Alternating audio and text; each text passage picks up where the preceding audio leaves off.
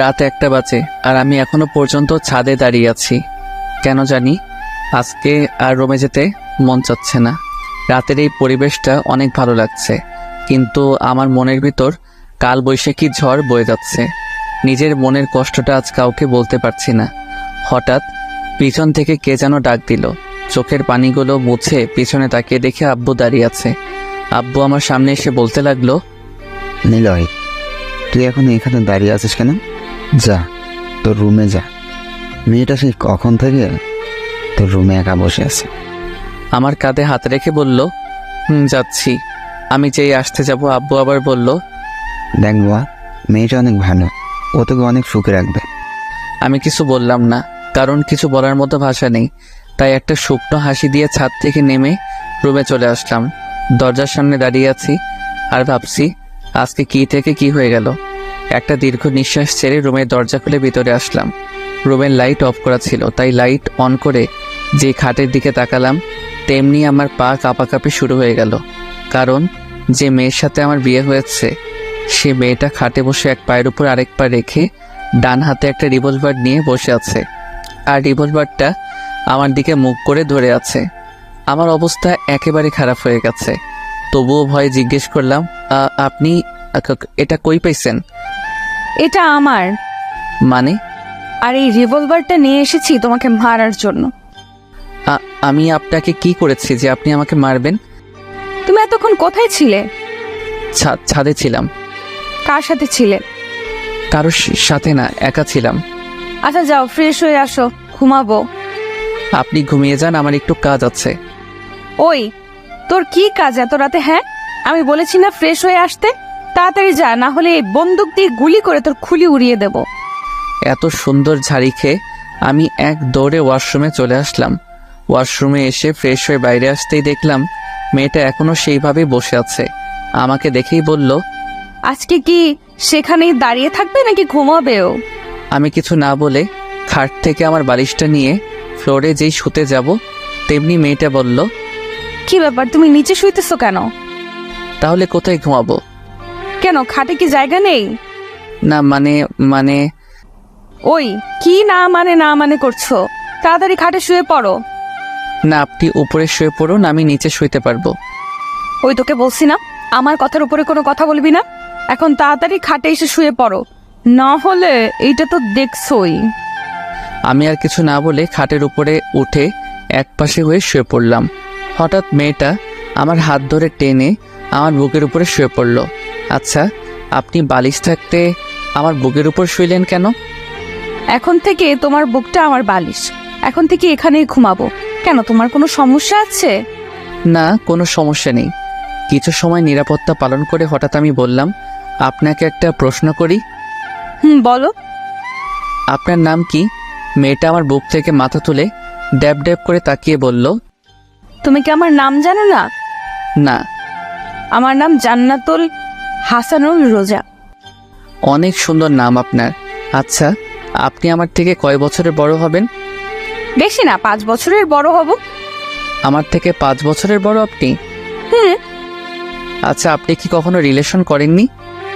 না, ইসলাম ধর্মে বলা হয়েছে প্রত্যেক মেয়ের উচিত শুধু তার স্বামীকে ভালোবাসার। তাই আমি কোনো রিলেশনে জড়াইনি। আর একটা কথা, আমাকে আপনি বলবা না, তুমি করে বলবা, ঠিক আছে? এখন ঘুমাও, অনেক রাত হয়ে গেছে, সকালে উঠে আবার নামাজ পড়তে হবে। এ কথা বলে আবার বুকে মাথা রেখে শুয়ে পড়ল। রোজা আমার বুকে মাথা রেখে ঘুমিয়ে পড়ল। অল্প কিছু সময়ের মধ্যে আমিও ঘুমিয়ে পড়লাম। সকালে এমন মনে হচ্ছে কে যেন আমাকে ধাক্কা দিচ্ছে। চোখ খুলে দেখি একটা পরীর মতো দেখতে একটা মেয়ে আমার সামনে বসে আছে। আমার ঘুম যেন 1 সেকেন্ডের মধ্যে হাওয়া হয়ে গেল। হঠাৎ রোজা বলল, এই কি হলো, এমন ড্যাব ড্যাব করে কি দেখছো? না মানে এত সকালে ডাক দিলেন কেন? এখন উঠে তাড়াতাড়ি গোসল করে মসজিদে নামাজ পড়তে যাও। এত সকালে কেউ গোসল করে নাকি? রোজা খাটের কর্নার থেকে বন্দুকটা নিয়ে আমার মাথায় ধরে বলল, কি বললি, আবার বল তো। কি? আমি কি বললাম? আমি যাচ্ছি গোসল করে নামাজ পড়তে। খাট থেকে নেমে দৌড়ে ওয়াশরুমে চলে আসলাম। ফ্রেশ হয়ে মসজিদে নামাজ পড়তে চলে আসলাম। নামাজ পড়ে মসজিদ থেকে বের হলাম। বাইরে পরিবেশটা অনেক ভালো লাগছে। আজকে অনেক দিন পর আবার ফজরের নামাজ পড়লাম। বেশি দেরি না করে বাসায় চলে আসলাম, কারণ আমার অনেক ঘুম পাচ্ছে। বাসায় এসে দেখলাম রোজা মাত্র নামাজ শেষ করলো। আমাকে দেখে বলল, তুমি একটু বসো, আমি জামাটা পাল্টে নেই, তারপর দুজনে একসাথে জগিং করতে যাব। কি? আমি কোথাও যেতে পারবো না, আমি এখন ঘুমাবো। আপনার যদি কোথাও যেতে মনে চায় আপনি যেতে পারেন। ঠিক আছে জানদু, তুমি একটু অপেক্ষা করো, আমি ড্রেস চেঞ্জ করে আসি, তারপর তোমাকে দেখছি। আমিও আর বসে না থেকে শুয়ে পড়লাম। হঠাৎ রোজা ওয়াশরুম থেকে বের হয়ে দেখলো আমি শুয়ে পড়ছি। ও আর কোনো কথা না বলে খাটের কর্নার থেকে রিভলভারটা নিয়ে আমার পেটে খোঁচা দিচ্ছে। আমি একটু বিরক্তি নিয়ে চোখ খুলে দেখি রোজা আমার সামনে বসে রিভলভার দিয়ে আমাকে খোঁচাচ্ছে। আমি এক লাফে খাট থেকে নেমে কিছুটা দূরে গিয়ে দাঁড়িয়ে বললাম, আচ্ছা আপনার সমস্যা কি? হ্যাঁ, কিছু একটা হইলে আপনি এই বন্দুকটা দেখে ভয় দেখান, আপনার সমস্যা কি বলেন তো? ফালতু মেয়ে যত সব। রোজা কিছু না বলে রুম থেকে চলে গেল। আমি বেলকনিতে চলে আসলাম। কেন জানি মনের ভিতরে খারাপ লাগতেছে। মেয়েটাকে একটু বেশি বলে ফেলেছি মনে হয়। বেলকনিতে বসে এগুলো ভাবছিলাম। হঠাৎ রোজা আমার পাশে এসে বসলো। আমি অদ্ভুত দৃষ্টিতে ওর দিকে তাকিয়ে আছি, কারণ কিছুক্ষণ আগে আমি এই মেয়েকে এত কথা বললাম, আর এই মেয়ে এখন হাসি খুশি হয়ে আমার পাশে বসে কফি খাচ্ছে। আমাকে এভাবে ওর দিকে তাকিয়ে থাকতে দেখে রোজা ওর কফির মুখটা আমার দিকে বাড়িয়ে দিল। নাও, তাড়াতাড়ি কফিটা খেয়ে নাও, না হলে ঠান্ডা হয়ে যাবে। না, আমার এখন কফি খাওয়ার মুড নেই। ওই তোরে খাইতে কইছি না, তুই আমার উপর আবার কথা বলতেছিস কেন? না মানে, ওই কি মানে, কফি খাবি নাকি গুলি খাবি? আমি কিছু না বলে রোজার হাত থেকে কফির মগটা নিয়ে নিলাম। রোজা মুচকি এসে বলল, আমার শোনাটা। আমি কিছু না বলে কফি খাচ্ছি। হঠাৎ আমি বললাম, সরি। কিসের জন্য? না মানে, কিছুক্ষণ আগে তোমার সাথে খারাপ ব্যবহার করেছিলাম তাই সরি। না, আমি কিছুই মনে করিনি। কি অদ্ভুত মেয়ে, এত জোরে ধমক দিলাম আর এই মেয়ে বলছে কিছুই না। রোজা আমার সাথে চেপে বসলো। আমি যে উঠতে যাব তেমনি রোজা আমাকে টান মেরে বসিয়ে বলল, ওই কোথায় যাচ্ছ? রুমে। না, রুমে যাওয়ার কোনো প্রয়োজন নেই, এখানেই বসে থাকো। দেখো সকালের পরিবেশটা কত সুন্দর। আমি এক মনে রোজার দিকে তাকিয়ে আছি। এই মেয়েটা অনেক অদ্ভুত, আবার মায়াবীও।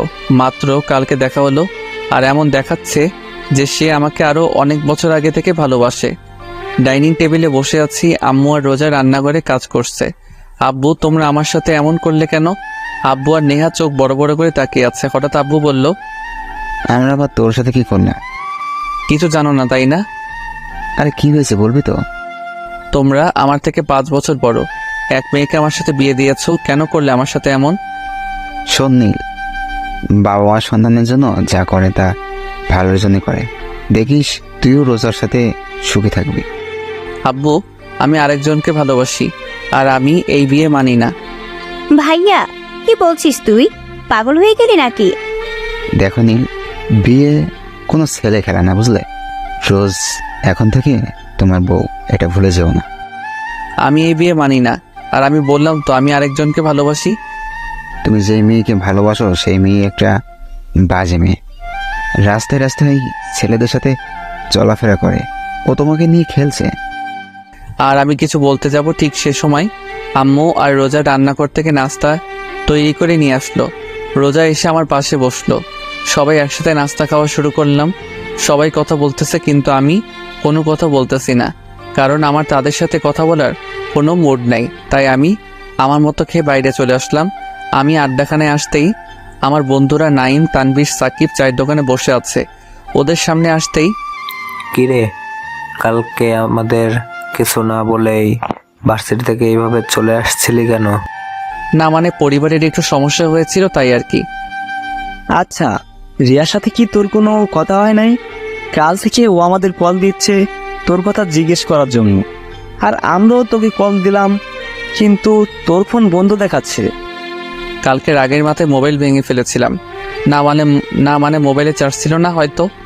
আচ্ছা আগে এটা বল, তোরা আজকে আমাকে এত কথা জিজ্ঞেস করছিস কেন? না মানে তুই তো কোনোদিন এমন করিসনি তাই। আচ্ছা বাদ দে, ওদের সাথে আর কিছু সময় আড্ডা দিতে দিতে দুপুর হয়ে গেল। যখন নামাজ পড়ে বাসায় আসলাম, বাসায় আসতেই আমি আমার মোবাইলটা খুঁজতেছি কিন্তু কোনো জায়গায় পাইনি। শেষমেশ আর না পেরে নেহার রুমে আসলাম। নেহার রুমে এসে দেখি ও পড়তেছে। আমি ওর রুমের ভিতরে ঢুকে ওর সামনে গিয়ে ওর মাথায় আস্তে একটা থাপ্পড় মারলাম। নেহা পড়া বাদ দিয়ে রাগী লোক নিয়ে আমার দিকে তাকালো। কি চাই? কালকে যে আমি আমার মোবাইলটা ভেঙেছিলাম ওটা তো কালকে আমার রুমেই ছিল, কিন্তু এখন পাচ্ছি না। বল না, তুই কি কিছু জানিস নাকি? বললে আমি কি পাবো? তোর কি লাগবো? বেশি কিছু না, বিকেলে ঘুরতে নিয়ে যেতে হবে। ঠিক আছে, এখন বল। ভাবির কাছে। আর তোর ভাবি এখন কোথায়? রান্না করে। আমি আর কিছু না বলে রান্নাঘরের সামনে চলে আসলাম। রান্নাঘরের সামনে এসে দেখি রোজা একটাই রান্না করছে। আমি রান্নাঘরে ঢুকে পড়লাম। কেমনে যেন রোজা রান্নাঘরে কারো উপস্থিতি টের পেয়ে তাড়াতাড়ি পিছনে করে তাকালো। রোজা আমাকে দেখে বলল, সকাল থেকে এই পর্যন্ত কোথায় ছিলে? বন্ধুদের সাথে। নামাজ পড়ছিলা? আমার একটা কথা ছিল। বলো। আমার মোবাইলটা কোথায়? বলবো, তার আগে আমার একটা শর্ত আছে। বলো কি? আমাকে এখন পেছন থেকে জড়িয়ে ধরো, তাহলে বলবো। কি পাগল হয়ে গিয়েছো নাকি? যত তাড়াতাড়ি ধরবে তত তাড়াতাড়ি মোবাইল পেয়ে যাবে। আমি পারবো না, অন্য কিছু বলো। তোমার ইচ্ছে, না ধরলে নাই, আমার কিচ্ছু যায় আসে না। কেউ এসে গেলে খারাপ হয়ে যাবে। ওই কে কি বললো? হ্যাঁ, তুই কি অন্য কোনো মেয়েকে জড়িয়ে ধরবি যে কেউ দেখলে খারাপ ভাববে? এখন চুপচাপ দাঁড়িয়ে না থেকে তুই তোর কাজ কর, না হলে চিৎকার করে সবাইকে বলবো তুই আমাকে নির্যাতন করছিস। রান্না করা বাদ দিয়ে পিছনে করে রাগী লোক নিয়ে বলল, শুরু হয়ে গেছে ছেড়ে দেওয়া। আই, কি বিড়বিড় করছিস? আবার পিছনে করে ওর কাজ করতে করতে বলল। আমি আর কিছু না বলে রোজার পিছনে গিয়ে ওর দুই হাতে হাত দিয়ে রেখেছি। রোজা আমার হাতের স্পর্শ পেয়ে কিছুটা কেঁপে উঠল। আমি কি বলছি, আমার কাঁধ ব্যথা করতেছে? না তো। তাহলে তুই আমার কাঁধে হাত রেখেছিস কেন? আমাকে জড়িয়ে ধর, না হলে। কি আর করা, শেষমেশ রোজাকে জড়িয়ে ধরতে হলো। কিন্তু ওকে জড়িয়ে ধরতে দুজনে কেঁপে উঠলাম। কেমন যেন এক অন্যরকম অনুভূতি। রোজা ওর কাজ না করে চুপচাপ দাঁড়িয়ে আছে, চোখ বন্ধ করে। আমার মোবাইলটা কোথায়? ও, ওটা ওটা তো ভেঙে গিয়েছিল, তাই আমি ফেলে দিয়েছি। কি, তুমি আমার মোবাইল ফেলে দিয়েছো? ওটার মধ্যে আমার সিম কার্ড ছিল আর তুমি সেটা ফেলাই দিছো? আমি ওকে ছেড়ে দিয়ে বললাম, রোজা সত্যি করে বলো তো। ফেলে দিয়েছি, কারণ ওটা একটা ভাঙা মোবাইল ছিল। তাই আর আমি কি জানতাম নাকি যে মোবাইলের ভেতরে সিম কার্ড ছিল? আমি কিছু না বলে রুমে চলে আসলাম। বিকেলে বেলকনিতে বসেছিলাম, এমন সময় নেহা আসলো। এসেই বলল, ওই ঘুরতে নিয়ে যাবি না? না গেলে হয় না? দেখ, তুই কিন্তু আমাকে কথা দিয়েছিস, এখন কথা মোতাবেক কাজ কর। আচ্ছা ঠিক আছে, তুই যা, আমি রেডি হয়ে আসছি। অল্প কিছু সময়ের মধ্যে রেডি হয়ে নিচে চলে আসলাম। নেহার জন্য অপেক্ষা করতে লাগলাম। হঠাৎ মাথায় একটা কথা আসলো। আজকে দুপুরের পর থেকে রোজা রুমে আসেনি আর ওর সাথে দেখাও হয়নি। হঠাৎ নেহা আমার সামনে এসে বলল, চল ভাইয়া, আমরা রেডি। আমরা মানে? আমি আর ভাবি। কিন্তু তুই তো বলেছিলি তুই একা যাবি। ওই খবরদার, মিথ্যা কথা বলবি না। আমি বলেছি ঘুরতে নিয়ে যেতে হবে, কিন্তু এটা বলিনি যে আমাকে নিয়ে যেতে হবে। আচ্ছা ঠিক আছে, তোর ভাবি কই? নেহা চোখ দিয়ে ইশারা করে সাইডে দেখতে বললো। আমি সাইডে তাকাতেই অবাক, কারণ রোজা একটা নীল রঙের শাড়ি পরেছে আর এই শাড়িতে ওকে অনেক সুন্দর লাগছে। ওর টানা টানা হরিণের মতো চোখে একটা দৃষ্টিতে তাকিয়ে থাকতে মন চাচ্ছে। রোজা আমাকে এইভাবে ওর দিকে তাকিয়ে থাকতে দেখে ও লজ্জায় লাল হয়ে গেল। আমার দুজনের অবস্থা দেখে নেহা বলল, ওই আজকে কি তোমরা যাইবা নাকি এখানে একজন আরেকজনের দিকে তাকায় থাকবা? নেহার কথা শুনে আমাদের দুজনের ঘোর কাটলো। চলো। আমি গাড়ি ড্রাইভ করছি আর পিছনে রোজা আর নেহা কথা বলেই যাচ্ছে। থামার কোনো নামই নেই। ওদের কথা শুনে মন চাচ্ছে গাড়ি থেকে লাফ দিই। হঠাৎ নেহা বলল, ভাইয়া, ওই দোকানদারটার সামনে গাড়ি থামা। কেন? ফুচকা খাবো তাই। এখন কথা কম বলে গাড়ি থামা। দোকানটার সামনে গাড়ি থামাতে রোজা আর নেহা গাড়ি থেকে হাওয়া বাইরে তাকিয়ে দেখি ওরা দোকানের দিকে হাঁটা দিচ্ছে। কি আর করার, ওদের পিছে পিছে যেতে হলো। রোজা আর নেহা এক পাশে বসলো আর আমি আরেক পাশে। কিছু সময়ের পর নেহা আর রোজা এমনভাবে ফুচকা খাওয়া শুরু করলো যে অনেক বছর পর ফুচকা দেখেছে। একটার পর একটা মুখের ভেতর ঢুকিয়ে চলেছে। হঠাৎ কোথা থেকে যেন একটা মেয়ে আমার পাশের সিটে বসে পড়লো। রোজা আর নেহা খাওয়ার মধ্যেই ব্যস্ত আর আমি ড্যাব ড্যাব করে মেয়েটার দিকে তাকিয়ে আছি। মেয়েটার গায়ের রং ফর্সা। মেয়েটা একটা কালো রঙের শাড়ি পরেছে, হাতে কালো চড়ি, কপালে কালো টিপ। মেয়েটাকে অনেক সুন্দর লাগছে। হঠাৎ মেয়েটা আমাকে বলল, আচ্ছা, আপনি কি সিঙ্গেল? আমি আপনাকে অনেক ভালোবেসে ফেলেছি। আমি রোজ আর নেহার দিকে তাকিয়ে দেখি নেহা ফুচকা না খেয়ে ড্যাব ড্যাব করে মেয়েটার দিকে তাকিয়ে আছে, কিন্তু রোজা চুপচাপ ফুচকা খেয়ে যাচ্ছে। আমি পুরো অবাক হয়ে গেলাম। স্ত্রীর সামনে নিজের স্বামীকে অন্য মেয়ে প্রপোজ করছে, আর এই মেয়ে কোনো কিছু না করে ফুচকা খাচ্ছে। কি অদ্ভুত মেয়ে। মেয়েটা আবার বলতে শুরু করলো, আসলে আপনাকে আমার অনেক ভালো লেগেছে, তাই জিজ্ঞেস করলাম। আচ্ছা, আপনার নাম্বারটা দিতে মেয়েটা আর কিছু না বলে হঠাৎ উঠে এক দৌড়ে দোকানের ভেতর থেকে বের হয়ে গেল। আমি মেয়েটার কাণ্ড দেখে অবাক হয়ে গেলাম। এমনভাবে দৌড় দিল যে কোনো ভূত দেখেছে। আমি নেহার দিকে তাকিয়ে দেখি ও রোজার দিকে তাকিয়ে আছে। আমি রোজার দিকে তাকাতেই আমার গলা শুকিয়ে কাঠ হয়ে গেছে, কারণ রোজা সেই রিভলভারটা টেবিলের উপর রাখা, আর ও চুপচাপ ফুচকা খাচ্ছে যেন কিছুই না। নেহা এমনভাবে রোজার দিকে তাকিয়ে আছে যে ওর চোখ এখনই বের হয়ে আসবে। আমি কাঁপা কাঁপা কণ্ঠে বললাম, এটা এখানে কোথা থেকে আসলো? ভাবি তার ব্যাগ থেকে বের করলো। রোজা নেহার আর আমার অবস্থা দেখে হেসে উঠল। নেহার কানে কানে কি যেন বলল। হঠাৎ নেহা চিৎকার করে বলে উঠল, সিরিয়াসলি? ও জানে? না। বলেই ওরা দুজন আমাকে দেখে হেসে গড়াগড়ি খাচ্ছে। আমার অবস্থা খারাপ। তাড়াতাড়ি করে এক গ্লাস পানি খেলাম, বিল দিয়ে এসে গাড়িতে বসলাম। আমি গাড়ি ড্রাইভ করছি, আর ওরা দুজন কি নিয়ে যেন হাসাহাসি খাচ্ছে। আচ্ছা, তুমি কি সবসময় তোমার সাথে এই রিভলভারটা নিয়ে চলাফেরা করো? ভয় করে না? যেমন? যদি কোনো দিন তোমার কাছে বন্দুক দেখে পুলিশ তোমাকে ধরে নিয়ে যায়? আমার কথা শুনে ওরা দুজন আবার হাসতে হাসতে গড়াগড়ি খাচ্ছে। আরও কিছু সময় ঘোরাঘুরি করে রাতে বাসায় আসলাম। রাতে রোজা ওয়াশরুমে গেছে। এই সুযোগে আমি রুমে থেকে বের হয়ে নেহার রুমের সামনে আসলাম। ওর রুমে এসে দেখি ও মোবাইল চালাচ্ছে। নেহা আমাকে ওর রুমে দেখে মোবাইল চালানোর বাদ দিয়ে বলল, ভাইয়া তুই কিছু বলবি? তোকে একটা কথা জিজ্ঞেস করার ছিল। বল। তোর ভাবি ওই সময় তোর কানে কানে কি বলছিল? সেটা তো বলা যাবে না। কেন? এটা ভাবি আর আমার সিক্রেট। তাই তোকে বলা যাবে না। আর অন্যের পার্সোনাল ব্যাপার জানতে তো লজ্জা করে না? নেহার কথা শুনে আমি আহত দৃষ্টিতে ওর দিকে তাকিয়ে আছি। আমার বোন মির্জাফর আর আমি জানতাম না। হঠাৎ পিছন থেকে রোজা বলে উঠল, একদম ঠিক কথা বলেছ নেহা। বলেই নেহার পাশে গিয়ে দাঁড়ালো। আমি রোজার দিকে রাগে দৃষ্টিতে তাকালাম, আর কিছু না বলে রুম থেকে বের হয়ে ছাদে গিয়ে দাঁড়ালাম। কিছু সময় পর রোজাও আমার পাশে এসে দাঁড়ালো। আমি রোজার দিকে তাকিয়ে আছি। ওকে অনেক মায়াবী লাগছে। মেয়েটাকে বোঝা প্রচুর মুশকিল। এমন মনে হয় মেয়েটার মনে অনেক রহস্য লুকানো। হঠাৎ রোজা বলল, রাতের এই পরিবেশটা অনেক ভালো লাগে, তাই না? রোজার দিকে তাকিয়ে বললাম, জানো, আমার একটা ফ্রেন্ড ছিল, ওর সাথে সব কিছু শেয়ার করতাম। প্রতিদিন রাতে ওর সাথে ছাদে বসে অনেক আড্ডা দিতাম। ওকে ছাড়া আমার একদিনও ভালো লাগতো না। কিন্তু এইটুকু বলে রোজা কাঁদতে কাঁদতে ফ্লোরে বসে পড়ল। ও এমনভাবে কান্না করছে যে ওর জীবন থেকে বেশ মূল্যবান কিছু হারিয়ে ফেলেছে। ওর এইভাবে কান্না কেন যেন আমার আর সহ্য হচ্ছে না। বুকের ভিতর কেমন যেন লাগছে। আমি রোজার পাশে বসে ওর কাঁধে হাত রাখলাম। কি হয়েছিল সেই দিন? আর তুমি এমনভাবে কান্না করছো কেন? রোজা কিছু না বলে আমাকে আষ্টে পৃষ্ঠে জড়িয়ে ধরলো, আর আরও জোরে কান্না করতে লাগলো। কান্না করতে করতে হঠাৎ রোজা বলল, আমার একটা কথা রাখবে? বলো। কখনো আমাকে একা ছেড়ে চলে যাবে না তো? রোজার কথা শুনে আমি চুপ হয়ে গেলাম। ওর এই প্রশ্নের জবাব কি দিব সেই উত্তর আমার কাছে নেই। কি হলো, বলো না, তুমি কি কখনো আমাকে ছেড়ে চলে যাবে? আমি চোখের পানি কেন যেন আমার সহ্য হচ্ছে না। কেন যেন ওর প্রতি কোনো এক মায়া সৃষ্টি হচ্ছে। ওর কান্না মাখা মুখ দেখে আমি বলে উঠলাম, না, কোনো দিনও তোমাকে ছেড়ে যাব না। সবসময় তোমার পাশে থাকবো।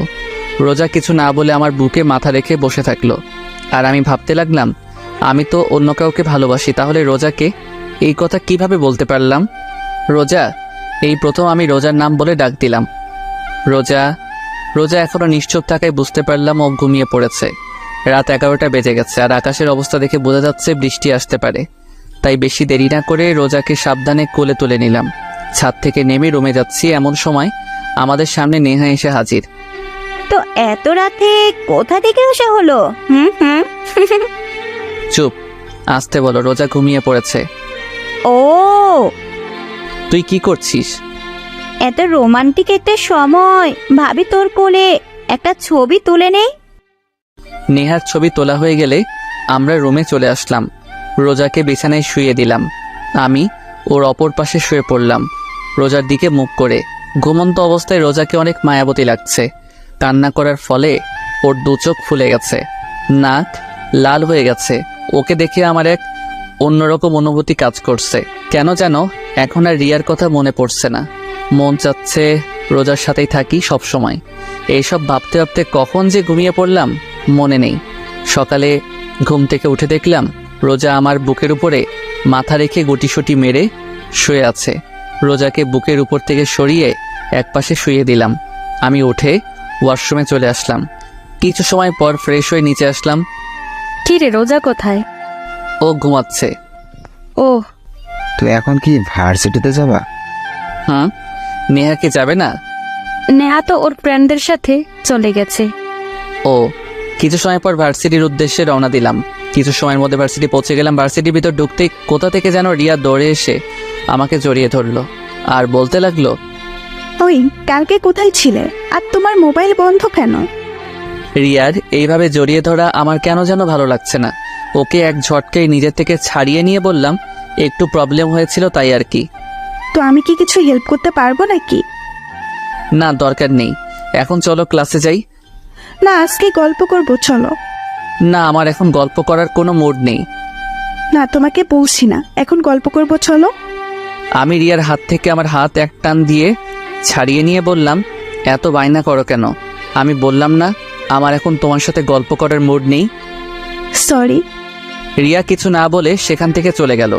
আর আমি ভাবতে লাগলাম আজ এই প্রথম আমি রিয়ার সাথে এমন ব্যবহার করলাম, কিন্তু কেন করলাম তা অজানা।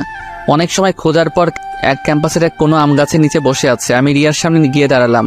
অনেকক্ষণ হয়ে গেল কিন্তু রিয়া এখনো পর্যন্ত নিচের দিকে তাকিয়ে আছে। আমি আর না পেরে রিয়ার সামনে বসে পড়লাম। সরি বললাম তো। আমার আপনার সরি লাগবে না, আপনি এখন আসতে পারেন। না, আমি এখন আমার জানের সাথে গল্প করব। দরকার নেই আপনার গল্প। আমি রিয়ার পাশে বসে রিয়ার মাথা ধরে আমার কাঁধে রাখলাম। রিয়া আমার কাঁধে মাথা রেখে চুপচাপ বসে আছে। এখন কি কোনো কথা না বলার প্রতিজ্ঞা করেছ? হুম। ঠিক আছে, আমি কোনো কথা বলবো না। আমার সোনাটা কি রাগ করেছে? রিয়ার মুখের কথা শুনে আমার রোজার কথা মনে পড়ে গেল। ওই মেয়ে এখন কি যেন করছে। হঠাৎ রিয়া হালকা ধাক্কা দিয়ে বলল, কি হলো, কি ভাবছো? না কিছু, রিয়ার সাথে গল্প করছি। হঠাৎ ক্যাম্পাসে পুলিশের গাড়ি ঢুকলো। ক্যাম্পাসের সবাই গাড়ির দিকে তাকিয়ে আছে। হঠাৎ পুলিশের গাড়ির ভিতর থেকে একজন লোক বের হয়ে আমাদের দিকে আসতে লাগলো। আমি আর রিয়া কিছুটা ভয় পেয়ে গেলাম। লোকটা সামনে এসে বলল, আপনাকে ম্যাডাম ডেকেছে। আমি কি করেছি যে আপনার ম্যাডাম আমাকে ডেকেছে? সেটা না হয় ম্যাডামের কাছ থেকেই শুনে নিয়েন। বলে আমার হাত ধরে টেনে নিয়ে যেতে লাগলো যেন আমি কোনো আসামি। পুরো ক্যাম্পাসের সবাই আমার দিকে তাকিয়ে আছে আর ভয়ে আমার গলা শুকিয়ে কাট, হার্টবিট কয়েক গুণ গতিতে লাফাতে লাগলো। লোকটা পুলিশের গাড়ির সামনে এসে বলল, ম্যাম, নিয়ে এসেছি। গাড়ির ভিতরে যে বসেছিল তাকে বলল। আপনি এখন যেতে পারেন। লোকটা চলে গেল। গাড়ির ভিতরে যে মেয়েটা বসেছিল তাকে দেখে আমার মাথায় আকাশ ভেঙে পড়ল। আমার গলা দিয়ে কোনো কথা বের হচ্ছে না। তারপরেও কাপা কাপা গলায় বললাম, তুমি? তো এখানে কি অন্য কেউ থাকার কথা ছিল নাকি? পুলিশ থাকার কথা। তুমি গাঁজা টাজা খাইছো নাকি? না, কেন? তাহলে তুমি কি আমার শরীরে পুলিশের ইউনিফর্ম পরা তাকে দেখো না? তাহলে তুমি কি আসলেই পুলিশ? কোন পোস্টে? ওসি। আচ্ছা, তুমি কি এখন গোয়েন্দাদের মতো শুধু প্রশ্নই করে যাবে নাকি গাড়িতে উঠে বসবে? দেখো পুরো ক্যাম্পাসের সব লোক আমাদের দিকে তাকিয়ে আছে। রোজার কথা শুনে আশেপাশে তাকিয়ে দেখি সবাই আমাদের দিকে তাকিয়ে আছে। রিয়ার দিকে তাকিয়ে দেখি ও ওখানেই থ মেরে দাঁড়িয়ে আছে। আমি কোনো কথা না বলে গাড়িতে উঠে বসলাম। রোজা ড্রাইভ করছে আর আমি চুপচাপ ড্যাব ড্যাব করে রোজার দিকে তাকিয়ে আছি। রোজাকে এই ড্রেসে এক কথায় অসাধারণ লাগছে। রোজা আমাকে এইভাবে তাকিয়ে থাকতে দেখে লজ্জা মাখা মুখে বলল, ওই এইভাবে ড্যাব ড্যাব করে তাকে কি দেখছো? তোমাকে? আমাকে দেখার মতো আমার মাঝে এমন কি আছে? বলতে পারলাম না, কিন্তু তোমাকে অনেক সুন্দর লাগছে। তাই? আচ্ছা, এই কয়দিন না আমাকে ভয় পাইতা? না, ভয় কেন লাগবে? এখন কি ভয় লাগছে না? আমার সাথে ফাজলামে আমাকে ছাড়া অন্য কোনো মেয়ের সাথে থাকলে জেলে ভরে দিতে পারতো। রোজার কথা শুনে এখন ভয় লাগতে শুরু করলো, কারণ এই মেয়ের কথা বলা যায় না, বিনা কারণে জেলেও ঢুকিয়ে দিতে পারে। আমি রোজার দিকে থেকে চোখ ফিরিয়ে বাইরের দিকে তাকিয়ে থাকলাম। আমার অবস্থা দেখে রোজা হেসে ফেললো। কিছুক্ষণ পর রোজা আমাকে নিয়ে লেগের পাড়ে আসলো। রোজা আর আমি একটা বেঞ্চে বসে আছি, কেউ কোনো কথা বলছি না। নিরাপত্তা ভেঙে হঠাৎ রোজা বলল, তোমাকে একটা প্রশ্ন করি। বলো। ক্যাম্পাসে তোমার সাথে যে মেয়েটা বসেছিল সে কি আমার সতীন? রোজা এমন প্রশ্ন করবে তা ভাবতে পারিনি। ওর এই প্রশ্নের জবাব কি দিব তা ভেবে পাচ্ছি না। আমাকে চুপ থাকতে দেখে রোজা বলল, এই শোনো, আমি কিন্তু অন্য কারোর সাথে আমার স্বামীর ভাগ বসাবো না। তুমি শুধু আমার। অন্য কোনো মেয়ের দিকে তাকালে তোমাকে বিনা টিকিটে উপরে পাঠিয়ে দেব। বুঝেছি। আচ্ছা, একটা প্রশ্ন করি। বলো। তুমি জানলে কিভাবে যে ওই মেয়ের সাথে আমার কিছু চলছে? আমাদের বিয়ের আগে আব্বু বলেছিল তুমি একটা মেয়েকে ভালোবাসো, আর সেই মেয়ে নাকি তোমার সাথে খেলা করেছে। আর আজকে তুমি আর ওই মেয়ে ক্যাম্পাসে একবার কর্নারে বসেছিলে, তাই আমার আর বুঝতে বাকি রইল না এটাই সেই মেয়ে। রোজা এক নিঃশ্বাসে বলল, তো তোমার কি আমার উপর কোনো রাগ বা কষ্ট নেই? রাগ বা কষ্ট থাকবে কেন? এই যে তোমার স্বামী যে অন্য মেয়ের সাথে বসেছিল, রোজার মনের কথা জানার জন্য বললাম। আমি কি মানুষ নাকি যে আমার কষ্ট থাকবে? এখন চলো, এখানে ভালো লাগছে না। বলেই রোজা সেখান থেকে উঠে গাড়িতে গিয়ে বসলো। রোজার আচরণ দেখে বুঝলাম ও অনেক কষ্ট পেয়েছে। কেন যেন এই মেয়েকে বুঝতে পারছি না, পুরো অদ্ভুত একটা মেয়ে। আমি গিয়ে রোজার পাশে বসলাম। রোজা কিছু না বলে চুপচাপ ড্রাইভ করতে লাগলো। আমার নিজের ভিতর কেমন যেন একটা গিল্টি ফিল হতে লাগলো। রোজাকে কি বলবো তা খুঁজে পাচ্ছি না। হঠাৎ রোজা একটা মলের সামনে গাড়ি থামিয়ে বলল, নামো। আমরা এখানে কেন এসেছি? ওই, তুই নামবি নাকি অন্য কোনো পদক্ষেপ নিব? আমি কিছু না বলে গাড়ি থেকে নেমে রোজার পিছনে পিছনে চুপচাপ হাঁটছি। হঠাৎ রোজা একটা মোবাইলের শোরুমে ঢুকলো। আমি একটু দাঁড়িয়ে ভাবলাম রোজা এখানে কেন এসেছে। কিছু না ভেবে দোকানের ভিতরে ঢুকে পড়লাম। রোজা একটা মোবাইল সিম কার্ড কিনলো। আমি চুপচাপ দেখে যাচ্ছি। মোবাইলটা দেখে আমার লোভ এসে পড়লো, মন চাচ্ছে যদি এই মোবাইলটা আমার হতো। রোজা বিল পেমেন্ট করে আবার বেরিয়ে পড়লো। আমিও রোজার পিছে পিছে বের হয়ে গাড়িতে বসলাম।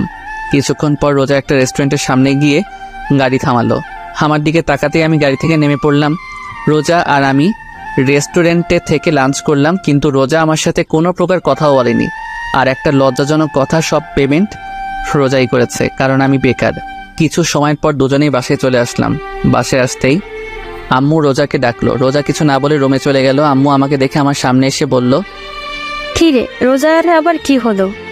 কই কিছু না তো। দেখ নীল, আমার সাথে মিথ্যা কথা বলবি না, বল কি হয়েছে? ও আমার সাথে একটু রাগ করেছে, এইটুকুই। আর কি নিয়ে রাগ করেছে? তেমন কিছু না, আমি এখন রুমে গেলাম বলে ওখান থেকে চলে আসলাম। রুমের সামনে এসে দেখি রোজা মার্কেট থেকে যেই মোবাইলটা কিনেছিল সেটা চালাচ্ছে। আমাকে দেখেও না দেখার ভান করে এক মনে মোবাইল চালাতে লাগলো। আমিও কিছু না বলে ওয়াশরুমে চলে গেলাম। ওয়াশরুমে এসে ভাবতে লাগলাম যে ওর রাগ ভাঙানো যায় কিভাবে, কিন্তু কোনো আইডিয়া পেলাম না। ওয়াশরুম থেকে বের হয়ে দেখলাম রোজা আগের মতোই খাটে বসে মোবাইল গোতাচ্ছে। আমি চুপচাপ রোজার পাশে গিয়ে বসে থাকলাম, কিন্তু এই মাইয়ার সেই জায়গায় কোনো খেয়ালই নাই। আমি ড্যাব ড্যাব করে ওর দিকে তাকিয়ে আছি আর ও এক মনে মোবাইলের দিকে। আমি এইবার মাথা নিচু করে বসে রইলাম। হঠাৎ রোজা আমার দিকে ঘুরে বসে একটা মোবাইল বাড়িয়ে দিল। আমি ড্যাব ড্যাব করে ওর দিকে তাকিয়ে আছি। আমাকে এভাবে তাকিয়ে থাকতে দেখেও বলল, এইভাবে তাকানোর কিছুই নেই, তোমার মোবাইল নেই সেই জন্য এটা তোমাকে দিলাম। রোজার দিকে তাকিয়ে মনে মনে বললাম, কিপটুস কিপটা, ও আমাকে ওর পুরনো মোবাইলটা ধরিয়ে দিল। আর আমি ভেবেছিলাম ও আমাকে এই নতুন মোবাইলটা দিবে। আমি মুখ কালো করে রোজার দিকে তাকিয়ে আছি, আর রোজা এই ইমোজির মতো আমার দিকে তাকিয়ে আছে। আমি রোজার হাত থেকে মোবাইলটা নিয়ে নিলাম। হঠাৎ রোজা আমাকে বলল, একটু সামনে এসো, তোমাকে একটা কথা বলার ছিল। আমি রোজার দিকে একটু আগাতেই রোজা বলল, জানো, এই মোবাইলটা আমার অনেক দিন ধরে কেনার শখ ছিল, তাই এটা আমি রেখে দিলাম। আর আমার এই মোবাইলটা যখন পুরাতন হয়ে গেছে, তাই এটা তুমি রেখে দাও। রোজার কথা শুনে আমি হেসে উঠলাম। রোজা আমার দিকে অদ্ভুত দৃষ্টিতে তাকিয়ে আছে। হাসছো কেন? তুমি তোমার মোবাইলটা দিয়ে অনেক বড় উপকার করলা। মানে? তুমি তো আমাকে তোমার মোবাইল দিয়ে দিলে, তাই এখন আর মোবাইল কেনার কোনো প্রয়োজন নেই। আর আব্বু তো জানে যে আমার মোবাইল নেই, আর আব্বুর থেকে মোবাইল কেনার জন্য ফাও টাকা পাবো, বুঝেছো? কিন্তু এই মাইয়া কি পাগল হয়ে গেল নাকি? রোজা হাসতে হাসতে বিছানায় গড়াগড়ি খাচ্ছে, কিন্তু আমি কিছুই বুঝতে পারছি না এখানে হাসার কি আছে। হাসছো কেন? দাঁড়াও, আগে হেসে নেই, তারপর বলছি। আমি কি কোনো যোগ করেছি? কি? রোজা একটু হাসি থামিয়ে বলল, তোমার মতে আমি কি আমার টাকা দিয়ে এই মোবাইলটা কিনেছি? হুম। এই মোবাইল কেনার টাকা আব্বু আমাকে দিয়েছে, আর বলেছিল তোমাকে একটা ভালো মোবাইল কিনে দিতে। এখন হয়তো বুঝেছো। বলেই আবার হাসতে লাগলো। তোমার আব্বু টাকা দিয়েছিল আমাকে মোবাইল কিনে দিতে? তোমার আব্বু দিয়েছে। আমি বুকে হাত দিয়ে বিছানায় চিত হয়ে শুয়ে পড়লাম আর বলতে লাগলাম, আমার টাকা আমার মোবাইল অনেক বড় একটা শখ খেয়েছি। আমার অবস্থা দেখে রোজা আমার সামনে এসে বলল, কি হয়েছে তোমার? এমন করছো কেন? আমার টাকা আমার মোবাইল। আচ্ছা, টাকার বদলে অন্য কিছু দিলে হবে নাকি? ওই মোবাইলটা আমাকে দিলে খুশি হতাম। না, তা হবে না, অন্য কিছু লাগলে বলো। না, আমার অন্য আর কিছু লাগবে না বলে যে উঠতে যাব, রোজা আমার বাম হাত ধরে টান মেরে আবার শুয়ে দিয়ে আমার বুকের উপর উঠে বসলো আর বলতে লাগলো, ওই কই যাচ্ছ? ও ওয়াশরুমে যাচ্ছিলাম। কিছু সময় আগে না ওয়াশরুমে গিয়েছিলে? আবার যেতে মন চাচ্ছিল। কেন, ওয়াশরুমে কি ওই ডাইনি বুড়ি রিয়া আছে নাকি? কি বললি? আবার বলতো। না মানে কি না মানে বলছিস, ভালো মতো বল। আমি যেই কিছু বলতে যাব তার আগেই রোজা ওর মুখ আমার মুখের সামনে নিয়ে আসলো। রোজার নিঃশ্বাস আমার মুখে পড়ছে আর আমার নিঃশ্বাস রোজার মুখে। রোজা কিছুটা কেঁপে উঠল। ও এক দৃষ্টিতে আমার চোখের দিকে তাকিয়ে আছে। আমি চোখ সরিয়ে নিলাম। যেই রোজাকে সরাতে যাব তার আগেই রোজা আমার ঠোঁটের ওইতে নিয়ে নিল। প্রায় 6 মিনিট পাগলের মতো কিস করার পর হঠাৎ আমার নিঃশ্বাস বন্ধ হয়ে যাচ্ছে, তাই রোজাকে ধাক্কা দিয়ে সরিয়ে ফেললাম। দুজনেই হাঁপাতে লাগলাম। রোজা বলল, ওই তুমি আমাকে সরালে কেন? এমন পাগলের মতো কেউ কাউকে কিস করে? আর একটু হলেই তো মরে গিয়েছিলাম। আমার স্বামীকে আমি মেরে ফেলবো, কিস করবো, তাতে তোমার কি? আচ্ছা, তোমার কি লজ্জা করে না? কেন লজ্জা করবে? তোমার থেকে বয়সে একটা ছোট ছেলেকে কিস করতে। আর এই বয়সে কম ছেলেটা আমার স্বামী, তাই আমার যা মন চাইবে আমি তাই করব। বলেই রোজা চলে গেল আর আমি ছাদে চলে আসলাম। ছাদে এক কর্নারে দাঁড়িয়ে ভাবতে লাগলাম, এখন মনে হচ্ছে রোজার জন্য আমার মনে ভালোবাসা জন্ম নিয়েছে। ওর এই পাগলামোগুলো কেন যেন ভালো লাগছে। তাহলে কি আমি রোজাকে ভালোবেসে ফেলেছি? কিন্তু আমি তো রিয়াকে ভালোবাসি। রাতে সবার সাথে খাওয়া দাওয়া করে রুমে এসে খাটে বসে রোজার দেওয়া মোবাইলটা হাতে নিয়ে দেখতে লাগলাম আর ভাবছি মোবাইলটা চালু করব নাকি। বেশি কিছু না ভেবে মোবাইলটা অন করলাম। মোবাইলের ওয়ালপেপার দেখে আমি একটু অবাক হলাম, কারণ সেদিন রাতে নেহা আমার আর রোজার যে ছবিটা তুলেছিল সেটা দিয়ে রেখে, তার মানে সেই রাতের ঘটনা রোজা নেহার থেকে শুনেছে। ওসব ভাবছি, হঠাৎ রোজা রুমে ঢুকলো। কিছু না বলে রুমের দরজা লাগিয়ে আমার সামনে এসে বলল, আমি এখন ঘুমাবো। তো ঘুমিয়ে যাও, আমি কি তোমাকে ধরে রেখেছি নাকি? তুমি কি ঘুমাবে না? হুম। তাহলে ঘুমাও, এত রাতে ফোন চালাচ্ছ কেন? তুমি ঘুমিয়ে পড়ো, আমি একটু পর ঘুমাবো। বুঝেছি, ভালোভাবে বললে হবে না। বলেই রোজা খাটের উপরে উঠে আমার হাত থেকে মোবাইলটা নিয়ে নিল। আমি শুধু নির্বাক দর্শক হিসেবে তাকিয়ে আছি। মোবাইলটা সাইডে রেখে আমার হাত টান মেরে শুয়ে দিয়ে ও আমার বুকের উপর শুয়ে পড়ল। আমি এখনো নির্বাক দর্শক হিসেবে তাকিয়ে আছি। এটা কি হলো? কোথায় আবার কি হলো? তুমি আমার উপর কেন শুয়েছ? বিছানায় তো বালিশ আছে, ওখানে সব। আমার বালিশ শুধু তুমি।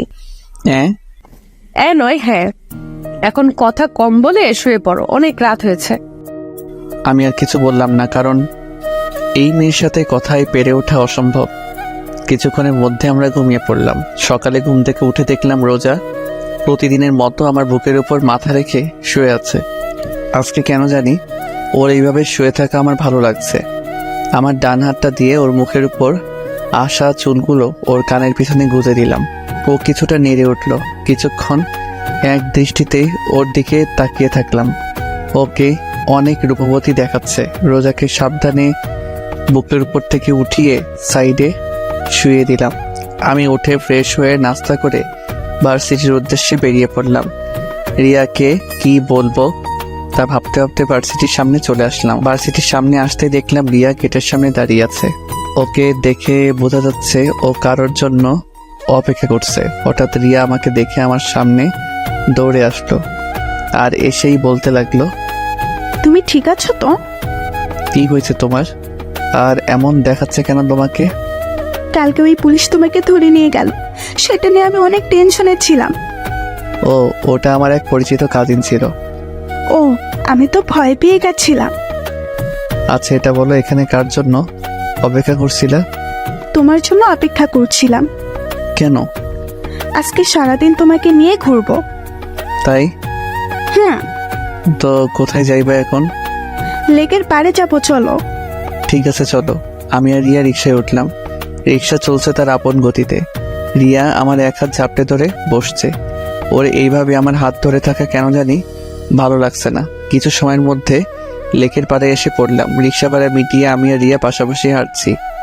হঠাৎ রিয়া বলল, চলো ওখানে বসি।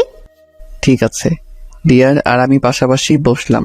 অনেক সময় হয়ে গেল কিন্তু দুজনেই চুপচাপ বসে আছি। কিছু সময় পর হঠাৎ রিয়া বলল, একটা কথা জিজ্ঞেস করার ছিল। বলো, কি জিজ্ঞাসা করতে চাও? সত্যি কথা বলবে তো? বলো, কি এমন কথা? তুমি কি আমার থেকে কিছু লুকাচ্ছ? আমি রিয়ার কথার উত্তর কি দিব সেটা ভাবছি। ওকে কি সত্যিটা বলে দিব নাকি? আমাকে চুপ থাকতে দেখে রিয়া বলল, কি হলো, কি ভাবছো? না কিছু না। তুমি কি বলছিলে? আমি বলছিলাম যে তুমি কি আমার থেকে কিছু লুকাচ্ছ? না মানে আমি আবার তোমার থেকে কি লুকাবো? না মানে তুমি কিছুটা বদলে গেছো, আগের মতো আর নেই। আমি আগের মতোই আছি। আচ্ছা বাদ দাও এই টফি।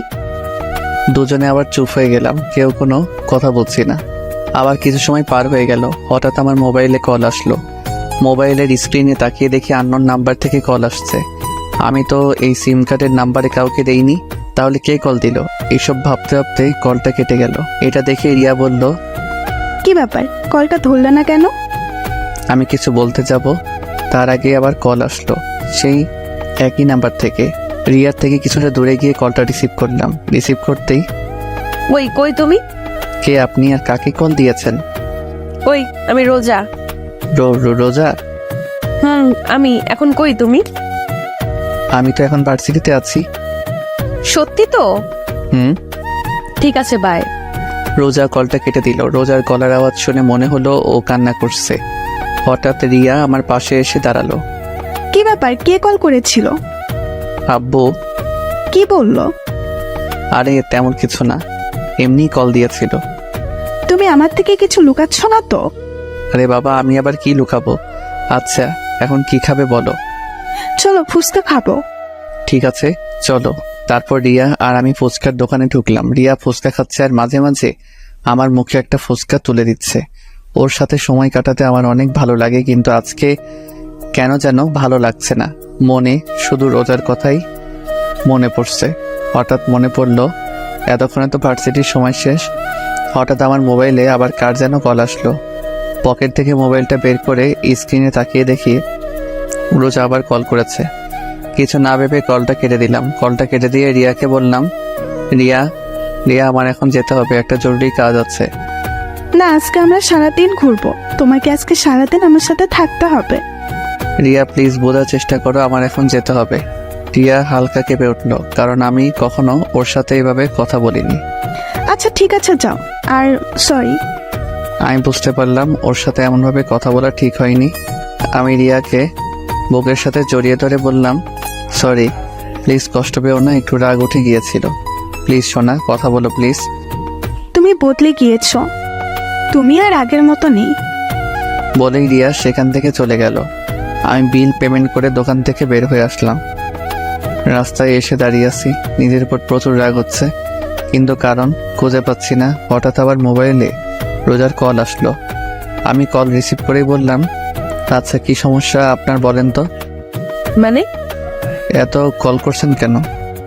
না মানে অনেক সময় হয়ে গেছে ভার্সিটি থেকে আসছো না, তাই ফোন করছি। আমি কি এখন আপনার কথায় চলবো নাকি? আমার যখন বাসায় আসতে মন চাইবে আমি তখন আসবো। আর শোনেন, আমাকে কল দিয়ে বেশি বিরক্ত করবেন না বলেই কল কেটে দিলাম। অনেক রাগ হচ্ছে রোজার উপর। কেন যে আব্বু এই মেয়েটার সাথে আমাকে বিয়ে দিল, কয়েকদিনের মধ্যেই আমার আরামের জীবনটাকে তছনছ করে দিল। যত তাড়াতাড়ি সম্ভব এই মেয়েকে আমার জীবন থেকে সরাতেই হবে। মোবাইলটা অফ করে দিলাম, আনমনের রাস্তায় হাঁটতে লাগলাম। এভাবে রাত 11টা বেজে গেল। এখন আর রাগ নেই, এখন শুধু ভয় করতেছে বাসায় গেলে আব্বুকে কিভাবে ম্যানেজ করব। ভয়ে ভয়ে বাসার দিকে পা বাড়াতে লাগলাম। কিছু সময়ের মধ্যে বাসায় পৌঁছালাম। ডুপ্লিকেট চাবি দিয়ে বাসার দরজা খুলে টিপে টিপে হেঁটে হলরুমে সিঁড়ি উঠতে যাব। হঠাৎ ডাইনিং টেবিলের দিকে চোখ যেতে দেখলাম রোজা চেয়ারে বসে টেবিলের উপরে মাথা রেখে শুয়ে আছে। ওকে দেখে মনে হচ্ছে ও অনেক সময় ধরে এখানে বসেছিল। ওর জন্য একটু খারাপ লাগলো। আস্তে আস্তে রোজার দিকে এগিয়ে গেলাম। রোজার পাশে টেবিলে বসে টেবিলে নক করলাম। 4 থেকে 5 বার টেবিলে আওয়াজ করার পর রোজার ঘুম ভাঙলো। হলরুমের লাইট জ্বালানোই ছিল। রোজার মুখ তুলতেই আমার কলেজা কেঁপে উঠল, কারণ রোজার চোখের নিচে কালি পড়ে গিয়েছে। 2 চোখ একেবারে ফুলে গেছে, নাক ও গাল একেবারে লাল হয়ে আছে। যে মেয়েকে আমি সকালে ভালো দেখেছিলাম, সে মেয়ের অবস্থা দেখে আমার পায়ের নিচের থেকে মাটি সরে গেল। আমি এক দৃষ্টিতে রোজার দিকে তাকিয়ে আছি। হঠাৎ রোজা বলল, ও তুমি আসছো, বসো, তোমাকে খাবার দিচ্ছি। বলেই একটা প্লেটে খাবার বাড়তে শুরু করলো। আমি রোজাকে দেখে অবাক না হয়ে পারছি না, কারণ যেই মেয়ে আমাকে কথায় কথায় থ্রেট দিত, একটু ভুল করলে আমার অবস্থা টাইট করে দিত, আর আজ আমি সারাদিন বাইরে ছিলাম, ওর কলও রিসিভ করিনি। কোথায় ও আমার উপর রেগে থাকবে, কিন্তু তা না করে ও একেবারে শান্ত হয়ে আছে। আমার একটু ভয় হতে লাগলো, কারণ রোজার এই রূপ আমার মোটেও সুবিধার মনে হচ্ছে না। আর ওর চেহারার অবস্থা এমন কেন? হঠাৎ রোজা বলল, কি হলো, কি দেখছো? খাবার খাচ্ছ না কেন? আমি কিছু না বলে চুপচাপ খাবার খেতে লাগলাম। কি বলবো ওকে সেটাই ভেবে পাচ্ছি না, কারণ আজকে সকালে ওর সাথে যেভাবে কথা বলেছিলাম তা ভেবে বুঝতে পারছি কি থেকে কি শুরু করব। হঠাৎ আমি নিজের দিকে তাকিয়ে বলতে লাগলাম, সরি, আসলে আজকে তুমি যখন কল দিয়েছিলে তখন আমার মুড একটু খারাপ ছিল, আর সেই সময় তুমি কল দিয়েছিলে, তাই তোমাকে একটু বেশি বলে দিয়েছিলাম। প্লিজ আমাকে মাফ করে দাও। আমি কথাগুলো বলতে বলতে রোজার দিকে তাকাতেই দেখি ও আবার টেবিলের উপর মাথা রেখে ঘুমিয়ে পড়েছে। আমি টেবিল থেকে উঠে হাত ধুয়ে আসলাম। রোজার সামনে এসে দাঁড়িয়ে রইলাম। এই মেয়েটা এমন অদ্ভুত কেন, যে কোনো জায়গায় ঘুমিয়ে পড়ে, এখন আবার ওকে কোলে করে রুমে নিয়ে যেতে হবে। মুচকি এসে যেই রোজার শরীরে যেই হাত রাখলাম, যা তেমন আমি 2 কদম পিছে চলে গেলাম, কারণ রোজার শরীর জ্বরে পড়ে যাচ্ছে। আমি অনেক ঘাবড়ে গেলাম।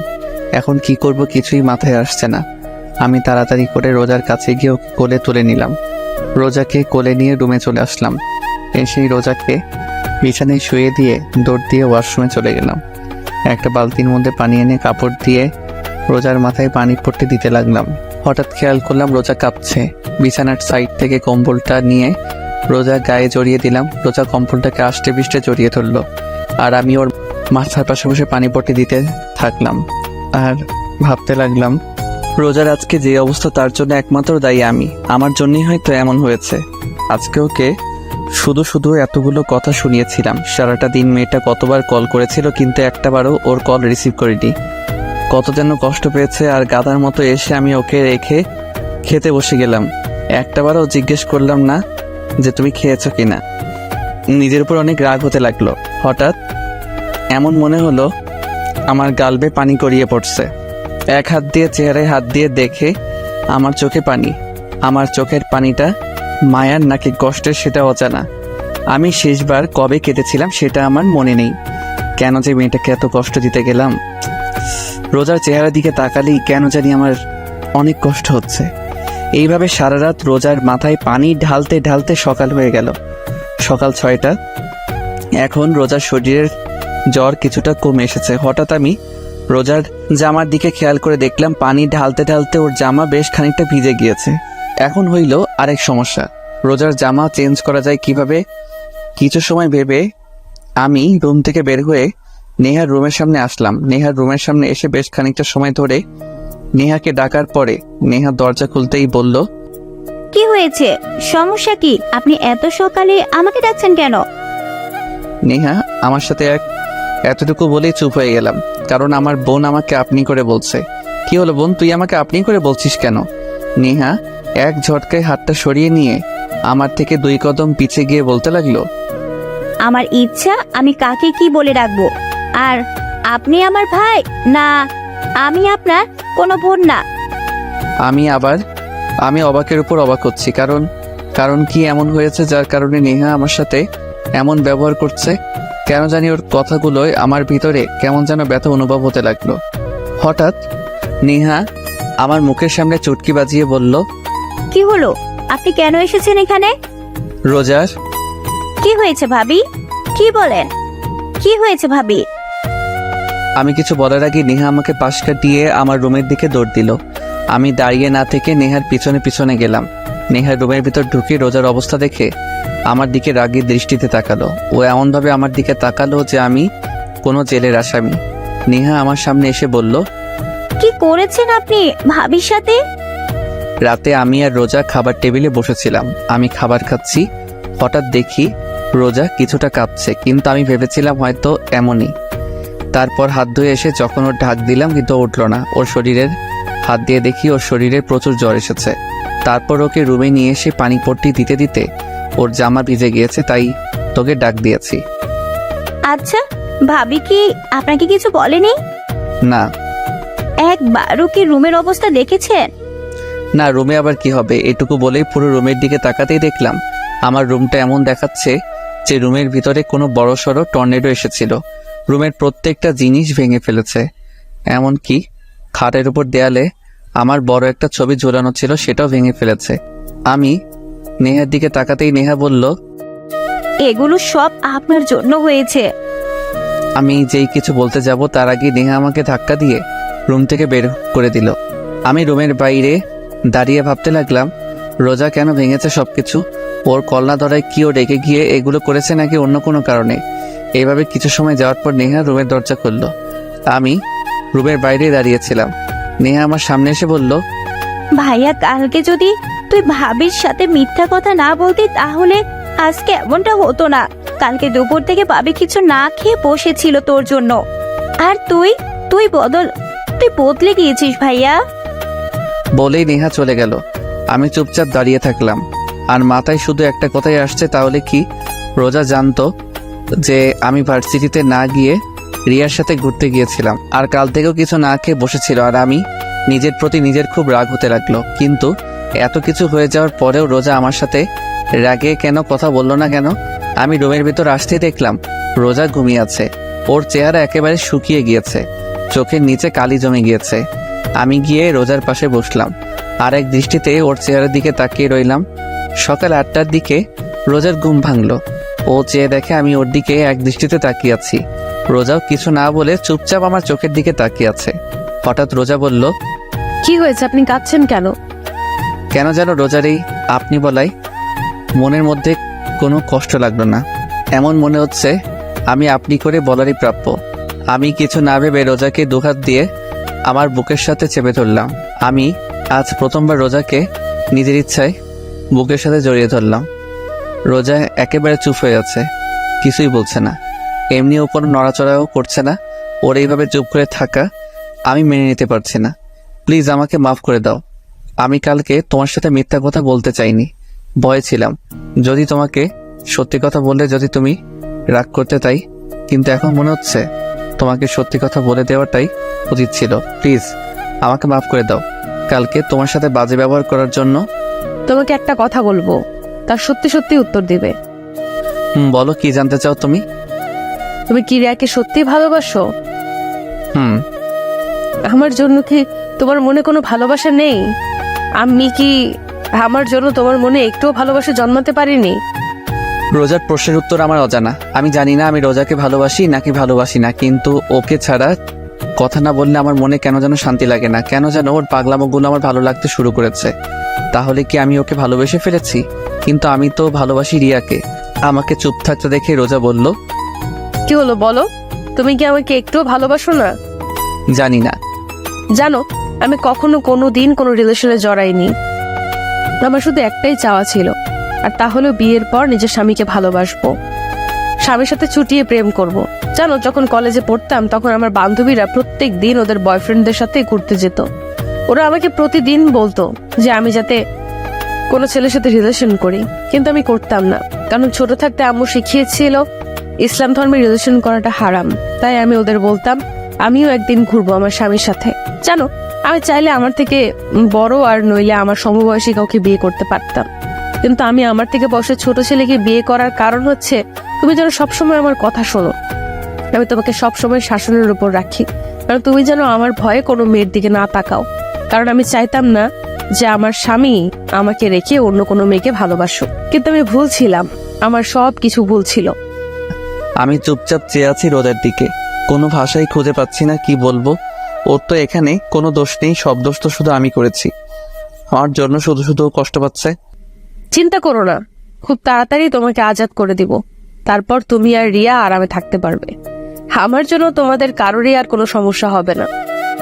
আমি চুপচাপ মাথা নিচু করে খাট থেকে নেমে রুমে থেকে বেরোতে যাব, হঠাৎ রোজা পেছন থেকে বলে উঠলো, শোনো, আমি পিছনে ফিরে নিচে তাকিয়ে আছি। Sorry and thanks. কেন? সেটা না হয় রহস্যই থাক। আমি রুম থেকে বের হয়ে আসলাম, কেন জানি মাথাটা প্রচন্ড ব্যথা করছে। এমন মনে হচ্ছে এখনই মাথাটা ফেটে যাবে। রোজার বলা কথাগুলো বারবার কানে বেরিয়ে চলেছে। হঠাৎ দেখলাম নেহা খাবার নিয়ে এখানেই আসছে। আমার সামনে এসে খাবার প্লেটটা এগিয়ে দিল আর বলল, ভাই এটা ধর। কেন? ধরবা নাকি? আমি খাবারের প্লেটটা নেহার হাত থেকে নিতেই ও আমাকে জড়িয়ে ধরে কান্না করে দিল। আমি একটু অবাক হলাম, কারণ কিছু সময় আগে ও আমার সাথে কথা বললো যেন আমি অপরিচিত কেউ, এখন আবার জড়িয়ে ধরে কান্না করছে। বুঝলাম না, সব মাথার উপর দিয়ে বাউন্সার যাইতেছে। তোর আবার কি হলো? এমন মরা কান্না করছিস কেন আর আমাকে জড়িয়ে ধরেছিস কেন? ছাড়। সরি। কেন? তোর সাথে বাজে ব্যবহার করার জন্য। আমি বুঝলাম তুই আমার সাথে এমন আচরণ করার কারণ কি, বুঝিয়ে বলতে একটু। আসলে কালকে ভাবি যথাসময় ডিউটিতে চলে গেল। কিছু সময় পর ভাবি আবার বাসায় আসলো, কিন্তু তখন তার চেহারার রাগে একেবারে লাল হয়ে গিয়েছিল। এমন মনে হচ্ছিল কারোর উপর রেগে আছে। তারপর কাকে যেন মোবাইলে কল করলো, কিন্তু প্রথমবার কল রিসিভ করতে ভাবি রেগে গেল। তারপর আবার কল করলো। কয়েকবার রিং হওয়ার পর সেই ব্যক্তি কল রিসিভ করতে ভাবি রেগে কথা বলল। কিছু সময় পর বুঝতে পারলাম ভাবি তোকে কল করেছে। কিছু সময় পর ভাবি আবার তোকে কল করলো, কিন্তু হঠাৎ কি যেন ভাবি কান্না করতে করতে রুমে চলে গিয়ে ভেতর থেকে দরজা বন্ধ করে দিল। ভাবিকে অনেক ডাক দিলাম, কিন্তু ভাবি দরজা খুললো না। এইটুকু বলেই জোরে জোরে শ্বাস নিতে লাগলো।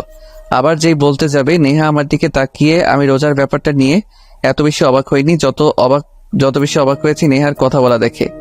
দু চোখ ড্যাব ড্যাব করে নেহার দিকে তাকিয়ে আছি। নেহা আমাকে এইভাবে ওর দিকে তাকিয়ে থাকতে দেখে ভ্রু কুচকিয়ে আমার দিকে তাকিয়ে বলল, ওই তুই এভাবে কি দেখছিস? বোন তুই ঠিক আছিস তো? কেন, আবার কি হবে?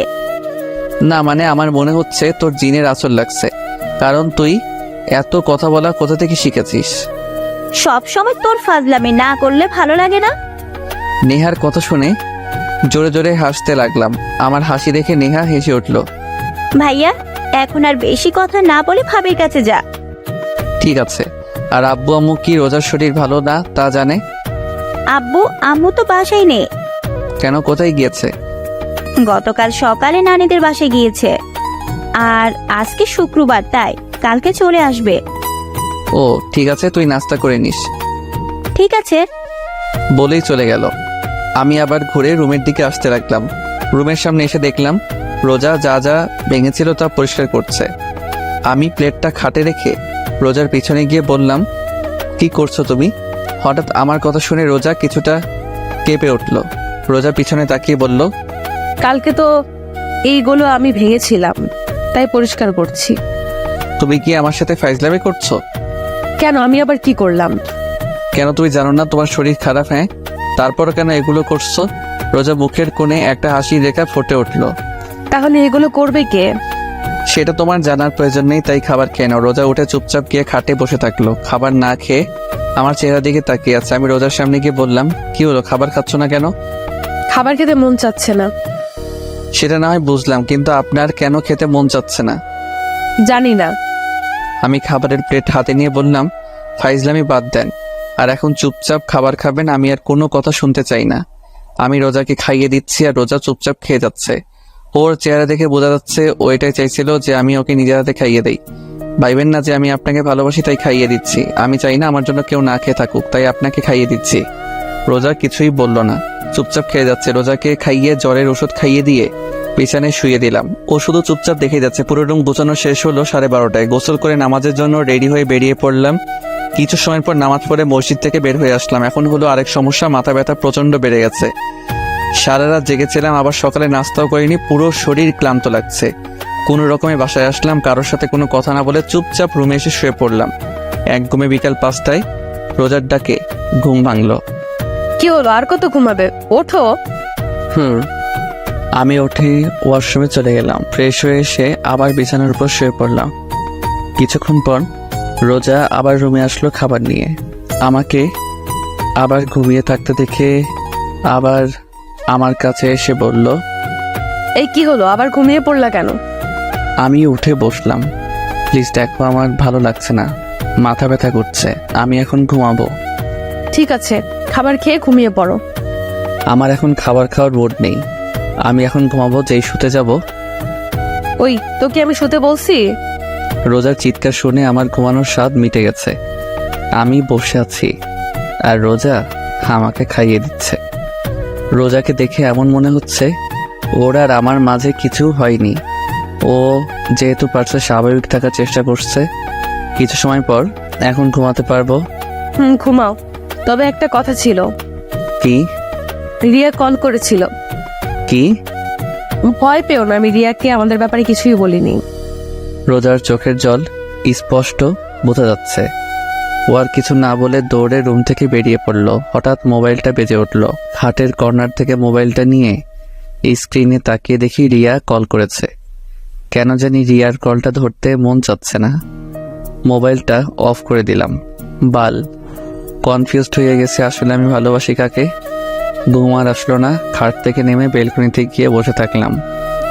রাতে খাবার খেয়ে রুমে বসেছিলাম, তখন রোজা আসলো। কোনো কথা না বলে লাইট অফ করে খাটে এসে আমার বুকের উপর মাথা দিয়ে শুয়ে থাকলো। রোজার এমন কাজে আমি বেশ অবাকই হচ্ছি। হঠাৎ রোজা বলল, একটা প্রশ্ন করি? আমি যখন না থাকবো তখন কি তুমি আমাকে মিস করবা? আমি কিছু বললাম না, চুপচাপ চোখ বন্ধ করে শুয়ে থাকলাম। ঘুমিয়ে পড়েছো? নিশ্চুপ। রোজা শুধু ফুপিয়ে ফুপিয়ে কাঁদতে লাগলো। এক সময় ও কান্না করতে করতে ঘুমিয়ে পড়ল। আমি রোজাকে আমার বুকের সাথে খুব শক্ত করে জড়িয়ে ধরলাম। কেন জানি এই মেয়ের চোখের পানি আমার সহ্য হয় না। আমি রোজাকে আমার বুকের সাথে খুব শক্ত করে জড়িয়ে ধরে বলতে লাগলাম, জানো রোজা, আমি রিয়ার সাথে 3 বছর ধরে রিলেশনে আছি, কিন্তু আমার কখনো মনে হয়নি যে রিয়া আমাকে আসলেই ভালোবাসে। সবসময় এমনই মনে হতো আমাকে ব্যবহার করছে, কিন্তু এখন কেন জানি রিয়ার কথা আর মনে হয় না। মনটা চাই শুধু তোমার কাছে থাকি সব সময়। তুমি যখন আশেপাশে না থাকো তখন কেমন যেন নিঃস্ব লাগে। এখন কেন যেন তোমার রাগ, অভিমান, থ্রেট সবকিছু ভালো লাগে। আমি তোমাকে ভালোবাসি রোজা, অনেক অনেক ভালোবাসি। কথাটা বলতে আমার হার্টবিট কয়েক গুণ গতিতে লাফাতে শুরু করলো। রোজা চুপচাপ আমার বুকের উপর শুয়ে আছে। জানি না ও আমার কথাগুলো শুনেছে নাকি। আমি রোজার কপালে একটা চুমু এঁকে দিলাম। কিছু সময়ের মধ্যে রোজাকে বুকের সাথে জড়িয়ে ধরে ঘুমিয়ে পড়লাম। সকালে সবাই একসাথে নাস্তা করছি। আব্বু আম্মু খুব সকালেই বাসায় এসে পড়েছে। হঠাৎ রোজা আব্বুকে উদ্দেশ্য করে বলল, আব্বু। মা বলো। আব্বু, আমি কিছুদিনের জন্য বাসায় যেতে চাই। রোজা কথাটা বলতে আব্বু আম্মু নেহা আমার দিকে তাকিয়ে আছে। সবার চাওয়ার ধরন দেখে আমার গলা দিয়ে আর খাবার নামলো না। পানি খেয়ে সবাইকে উদ্দেশ্য করে বললাম, তোমরা সবাই আমার দিকে এইভাবে তাকিয়ে আছো কেন? আজকে কি আমাকে একটু বেশি সুন্দর দেখাচ্ছে? কেন মা, এই গাধাটাই কি কিছু বলেছে?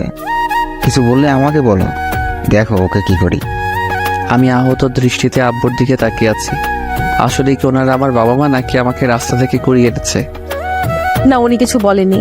আসলে আব্বু আম্মুকে অনেকদিন ধরে দেখতে মন চাচ্ছে, তাই ভাবলাম কয়েকদিনের জন্য দেখে আসি। ঠিক আছে যাও, আর এই গাধাটাকেও সাথে করে নিয়ে যাও। না, উনি বললো যাবে না, ওনার কি যেন কাজ আছে। আমি একটু অবাক হলাম রোজার কথায়।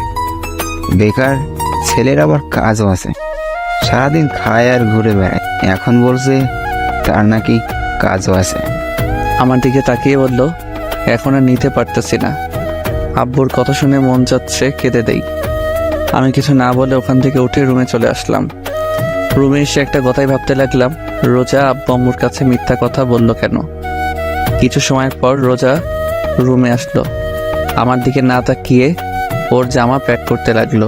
ওরে অবহেলা আমার সহ্য হচ্ছে না। আমি খাট থেকে নেমে রোজার পিছনে গিয়ে দাঁড়ালাম। রোজা, বাসায় কেন যাচ্ছ? বললাম তো আব্বু আম্মুর কথা খুব মনে পড়ছে, তাই দেখা করতে চাচ্ছি। কয়দিন থাকবা? জানি না।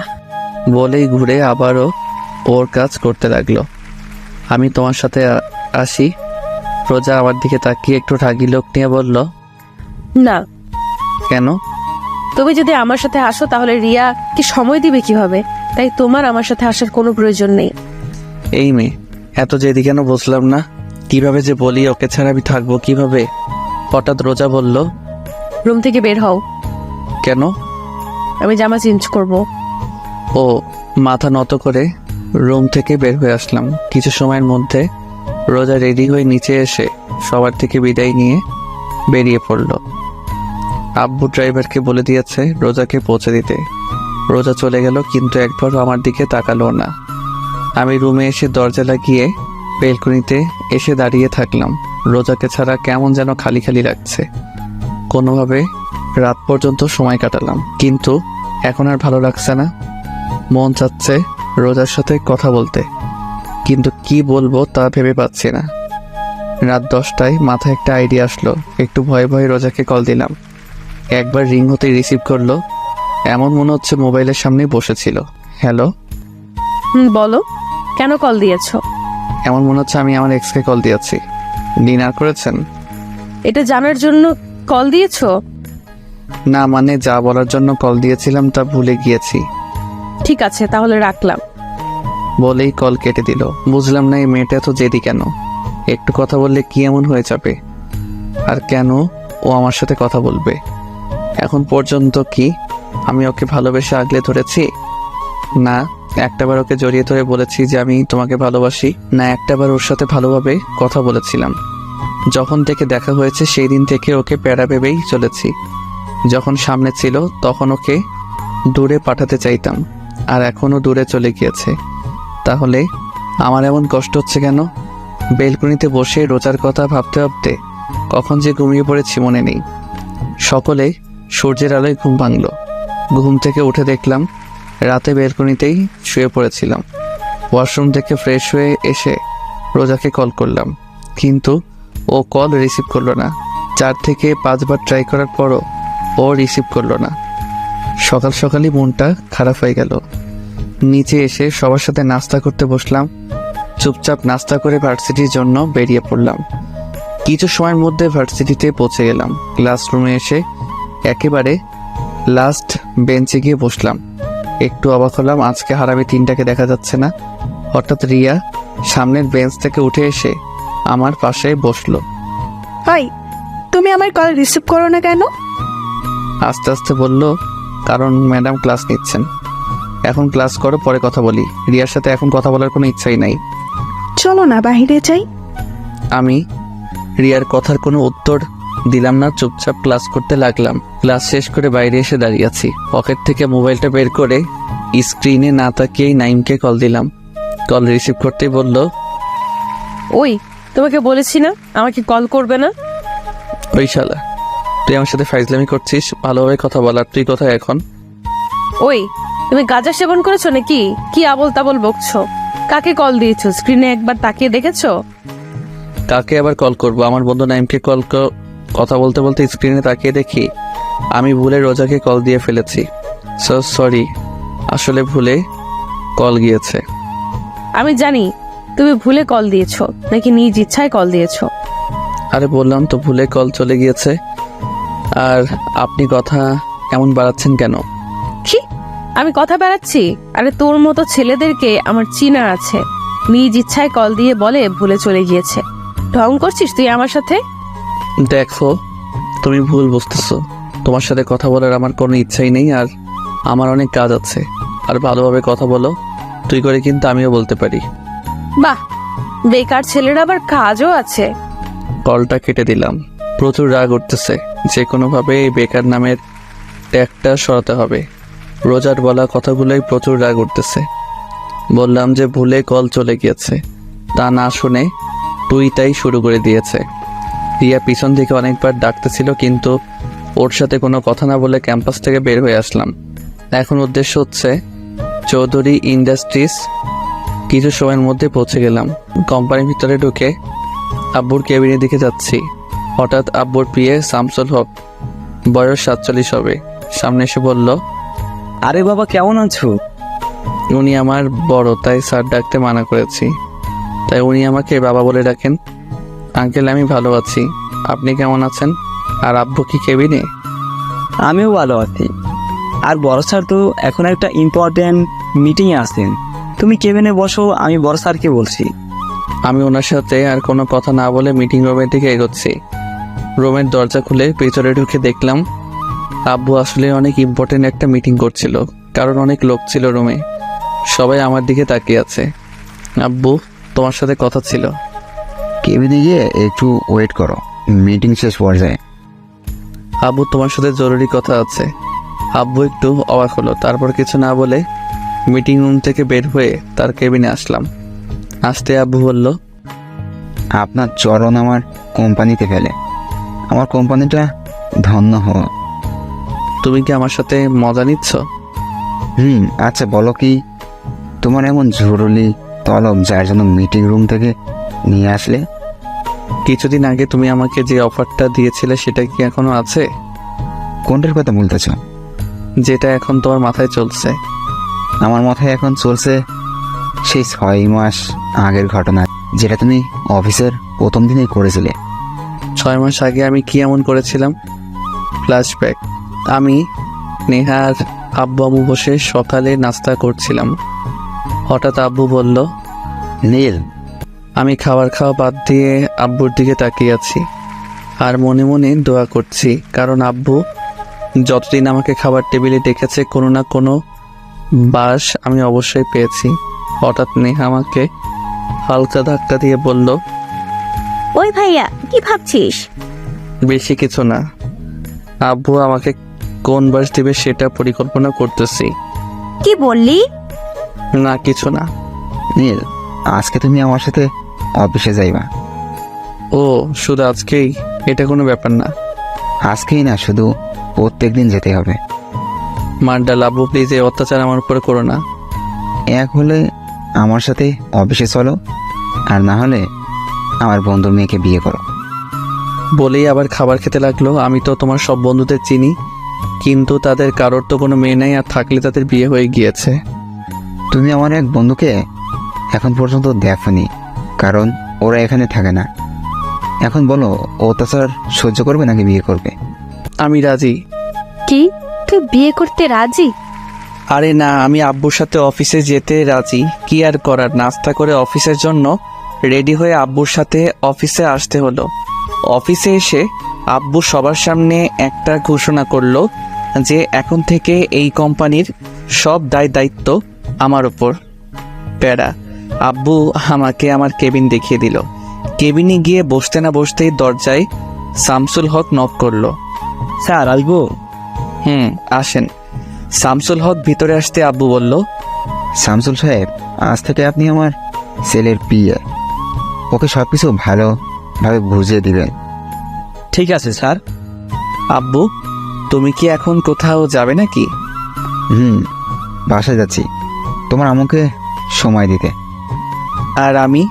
তুমি আমার কোম্পানিটা সময় দাও। 3 ঘন্টা শামসুল হক মানে আমার পিএ আমার মাথা খাইল। তারপর আমাকে সব বুঝিয়ে দিয়ে উনি চলে গেলেন। আর আমি এই সুযোগে আব্বুকে একটা মেসেজ করে অফিস থেকে পালিয়ে গেলাম। 2 দিন পর্যন্ত বাসায় না এসে হোটেলে থাকলাম, কারণ আম্মু বলেছিল আব্বু নাকি রেগে আছে। তাই আব্বু রাগ কমার পরই বাসায় আসলাম। ভেবেছিলাম আব্বু হয়তো বিয়ের কথাটা ভুলে গিয়েছে, কিন্তু কিছুদিন আগে আব্বুর কথা মতো আমার বিয়ে করিয়ে দিল তার বন্ধুর মেয়ের সাথে। বর্তমানে এখন খেয়াল হয়েছে আপনার? আপনি কি করছিলেন? ও, ওটা তো ভুলে হয়ে গিয়েছিল।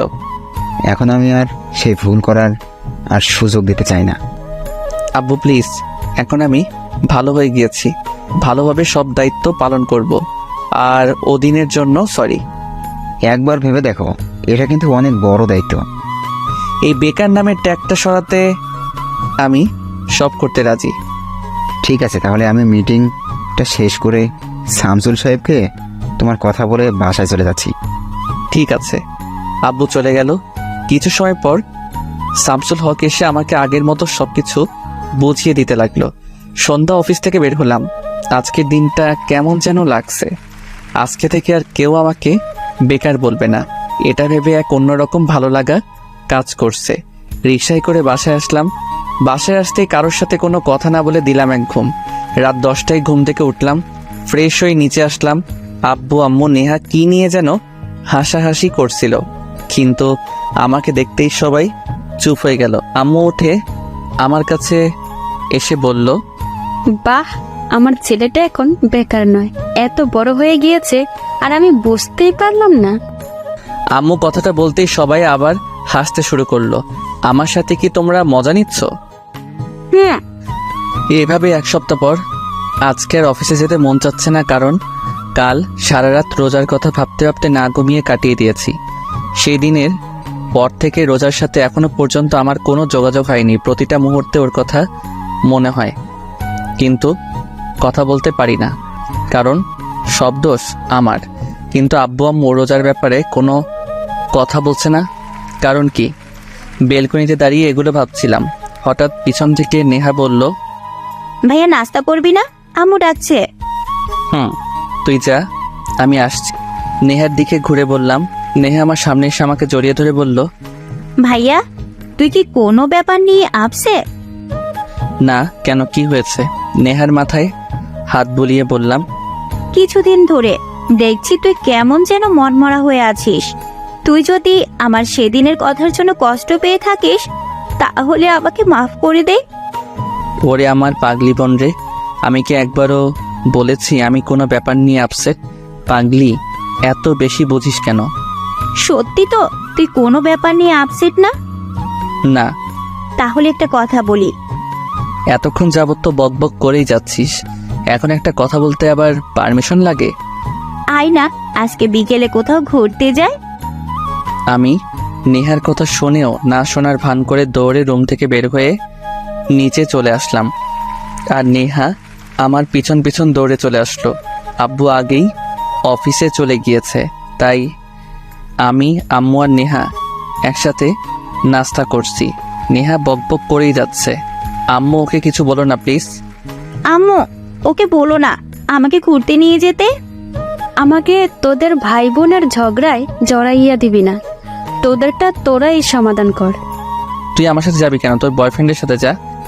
শোন, আমার কোনো বয়ফ্রেন্ড নেই, আর বিয়ের আগে রিলেশন করা হারাম। আর বিয়ের পর আমার স্বামীর সাথে ঘুরবো, তোকে বলবো না। এখন বল, নিয়ে যাবি নাকি?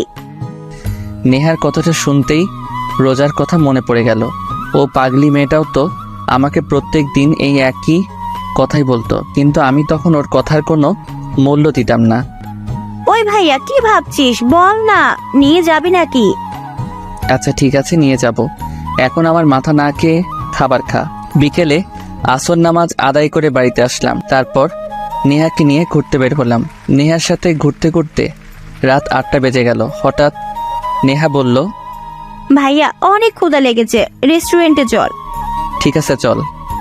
নেহাকে নিয়ে একটা রেস্টুরেন্টে আসলাম। রেস্টুরেন্টে গিয়ে এক টেবিলের দিকে আমার চোখ আটকে গেল, কারণ রিয়া একটা ছেলের সাথে বসে আছে। আমি নেহাকে নিয়ে অন্য পাশ দিয়ে ঘুরে এসে রিয়াদের পিছনে টেবিলে বসলাম। এখান থেকে ওদের কথা স্পষ্ট শোনা যাচ্ছে। আমি নেহাকে বললাম খাবার অর্ডার করতে। হঠাৎ রিয়া যা বলল তার জন্য মোটেও প্রস্তুত ছিলাম না, কারণ পাশের ছেলেটাকে বলল, আবির, তুমি আমাকে কবে বিয়ে করবে? দেখো রিয়া, আমাকে আর কিছুদিন সময় দাও, আমি এখন একটু টেনশনে আছি। দেখো আবির, আমাকে ধোকা দিও না, কারণ আমার পেটে আমাদের দুজনের সন্তান আছে। প্লিজ যা করার তাড়াতাড়ি করো। রিয়ার কথা শুনে আমার মাথায় বাজ পড়ল। এই মেয়ের জন্য আমি রোজাকে এখন পর্যন্ত আমার বউ হিসেবে গণ্য করলাম না। ওর জন্য রোজাকে এত ভালোবাসার পরেও ওকে বলতে পারলাম না যে আমি তোমাকে ভালোবাসি রোজা। মনটা চাচ্ছে এই মেয়েকে কষে কয়টা থাপ্পড় দেই। তারপরেও রাগটাকে চেপে রাখলাম শুধু নেহার জন্য। তারপর খাবার অর্ডার করলাম, আর আমার পেট রিয়ার কথা শুনে বড় হয়ে গিয়েছে। কিছু সময় পর নেহাকে নিয়ে বাসায় চলে আসলাম। বাসায় আসতেই সোজা আমার রুমে চলে আসলাম। মাথা প্রচুর গরম হয়ে আছে। রাগ কমাতে না পেরে সোজা ওয়াশরুমে চলে এসে শাওয়ার ছেড়ে ভিজতে লাগলাম। আধা ঘন্টা যাবৎ ভিজার পরেও মাথা ঠান্ডা হচ্ছে না। আর রাগ কন্ট্রোল করতে না পেরে সোজা দেয়ালে 4-5টা ঘুষি মারলাম। হাতের প্রচণ্ড ব্যথায় মাথা কিছুটা ঠান্ডা হয়েছে। ঘন্টাখানেক ভিজার পরে ওয়াশরুম থেকে বের হয়ে আসলাম। বাম হাতটা প্রচণ্ড ব্যথা করছে, কিন্তু মনের কষ্টের কাছে এই হাতের ব্যথা কিছুই না। হঠাৎ মনে হলো আমি তো পকেট থেকে মোবাইল, মানিব্যাগ কিছুই বের করিনি। মাথাটা আবার নষ্ট হয়ে গেল। প্রচুর জিদ নিয়ে পকেট থেকে মোবাইলটা বের করলাম। মোবাইলটা হাতে নিয়ে দেখি একেবারে ভিজে গিয়েছে। মনে আল্লাহর নাম নিতে নিতে পাওয়ার বাটনে ক্লিক করতে দেখলাম মোবাইলে এখনো পর্যন্ত বেঁচে আছে। মানে মোবাইলে ওয়াটারপ্রুফ ছিল, তাই কিছু হয়নি। জামা কাপড় চেঞ্জ করে মোবাইলটা হাতে নিয়ে রোজাকে কল করলাম, কিন্তু আমার যে সুন্দর ভাগ্য, মন চাচ্ছে মোবাইলটাকে সুন্দরভাবে শরীরের প্রচণ্ড শক্তি দিয়ে ফ্লোরে এমনভাবে ছুঁড়ে মারি যেন শালাই টুকরো টুকরো হয়ে যায়। কিন্তু কি করবো, এটা রোজার দেওয়া প্রথম গিফট। এত বড় কোম্পানির মালিক, অথচ আমার মোবাইলে ব্যালেন্স শেষ। এক বালতি কষ্ট নিয়ে নেহার রুমে আসলাম। নেহা, তোর মোবাইলটা একটু দে তো। কেন? একটু দরকার আছে। নেহা আর কোনো কথা না বলে মোবাইলটা আমার দিকে বাড়িয়ে দিল। রোজার নাম্বারে 5-6 বার কল করলাম, কিন্তু ওর মোবাইল বন্ধ বলছে। শেষমেশ আর কোনো উপায় না পেয়ে আব্বু আম্মুর রুমে চলে এলাম। আম্মু, আসবো? আমি বলেছি না আমাদের রুমে আসতে পারমিশন নেওয়ার প্রয়োজন নেই। আচ্ছা, সরি। তো নবাবজাদা কি বলার জন্য আমাদের কাছে এসেছেন? আব্বু, আমি কালকে রোজাদের বাসায় যেতে চাই। আব্বু আম্মু চোখ বড় বড় করে আমার দিকে তাকিয়ে আছে। কি হলো, তোমরা এইভাবে তাকিয়ে আছো কেন? আব্বু আম্মু একসাথে বলল, না কিছু না। ঠিক আছে। একটা প্রবলেম আছে। কি প্রবলেম? আমি তো রোজাদের বাসা চিনি না। ও ঠিক আছে, আমি তোমাকে অ্যাড্রেস সেন্ড করে দিব। ঠিক আছে। আব্বু আম্মু রুম থেকে বের হয়ে রুমে চলে আসলাম। মাথাটা প্রচণ্ড ব্যথা করছিল, তাই ঘুমিয়ে পড়লাম। সকালে ঘুম থেকে উঠে বাম হাতের দিকে তাকিয়ে দেখলাম হাতটা কিছুটা ফুলে গিয়েছে। তারপরে ব্যথাটাকে হজম করে নিয়ে ফ্রেশ হয়ে নাস্তা করে সবার সাথে বিদায় নিয়ে রওনা দিলাম নারায়ণগঞ্জ টু খুলনার উদ্দেশ্যে। সকাল 11টা, ড্রাইভ করছিলাম। হঠাৎ মোবাইলে রিয়ার কল আসলো। প্রচুর বিরক্তি নিয়ে ওর কলটা কেটে দিলাম। এক এক করে 6 বার কল করলো, আর 6 বারই আমি ওর কলটা কেটে দিলাম। হঠাৎ আবার ও কল দিল। এবার ওর কলটা রিসিভ করলাম। রিসিভ করতে রিয়া বলল, হ্যালো, শোনো, প্লিজ কল কেটে দিও না। প্লিজ আমার কথাটা একবার শোনো। বলো। নীল, কালকে আমি তোমাকে রেস্টুরেন্টে দেখেছিলাম, আর এটাও জানি তুমি আমার আর আবিরের সব কথা শুনেছ। আমি তোমাকে একটা কথা বলতে চাই। আমি তোমাকে আসলেই অনেক ভালোবাসতাম, কিন্তু 1 বছর আগে আমার বোনের বিয়েতে আবিরের সাথে আমার প্রথম দেখা হয়। তারপর ওর সাথে কথা বলতে বলতে ওকে অনেক ভালোবেসে ফেলি। কাল রাতে আবির ওর বাবা মা আর আমার বাবা মার সাথে আমাদের সম্পর্কের কথা বলে, আর তারা রাজি হয়ে যায় আমার আর আবিরের বিয়ের জন্য।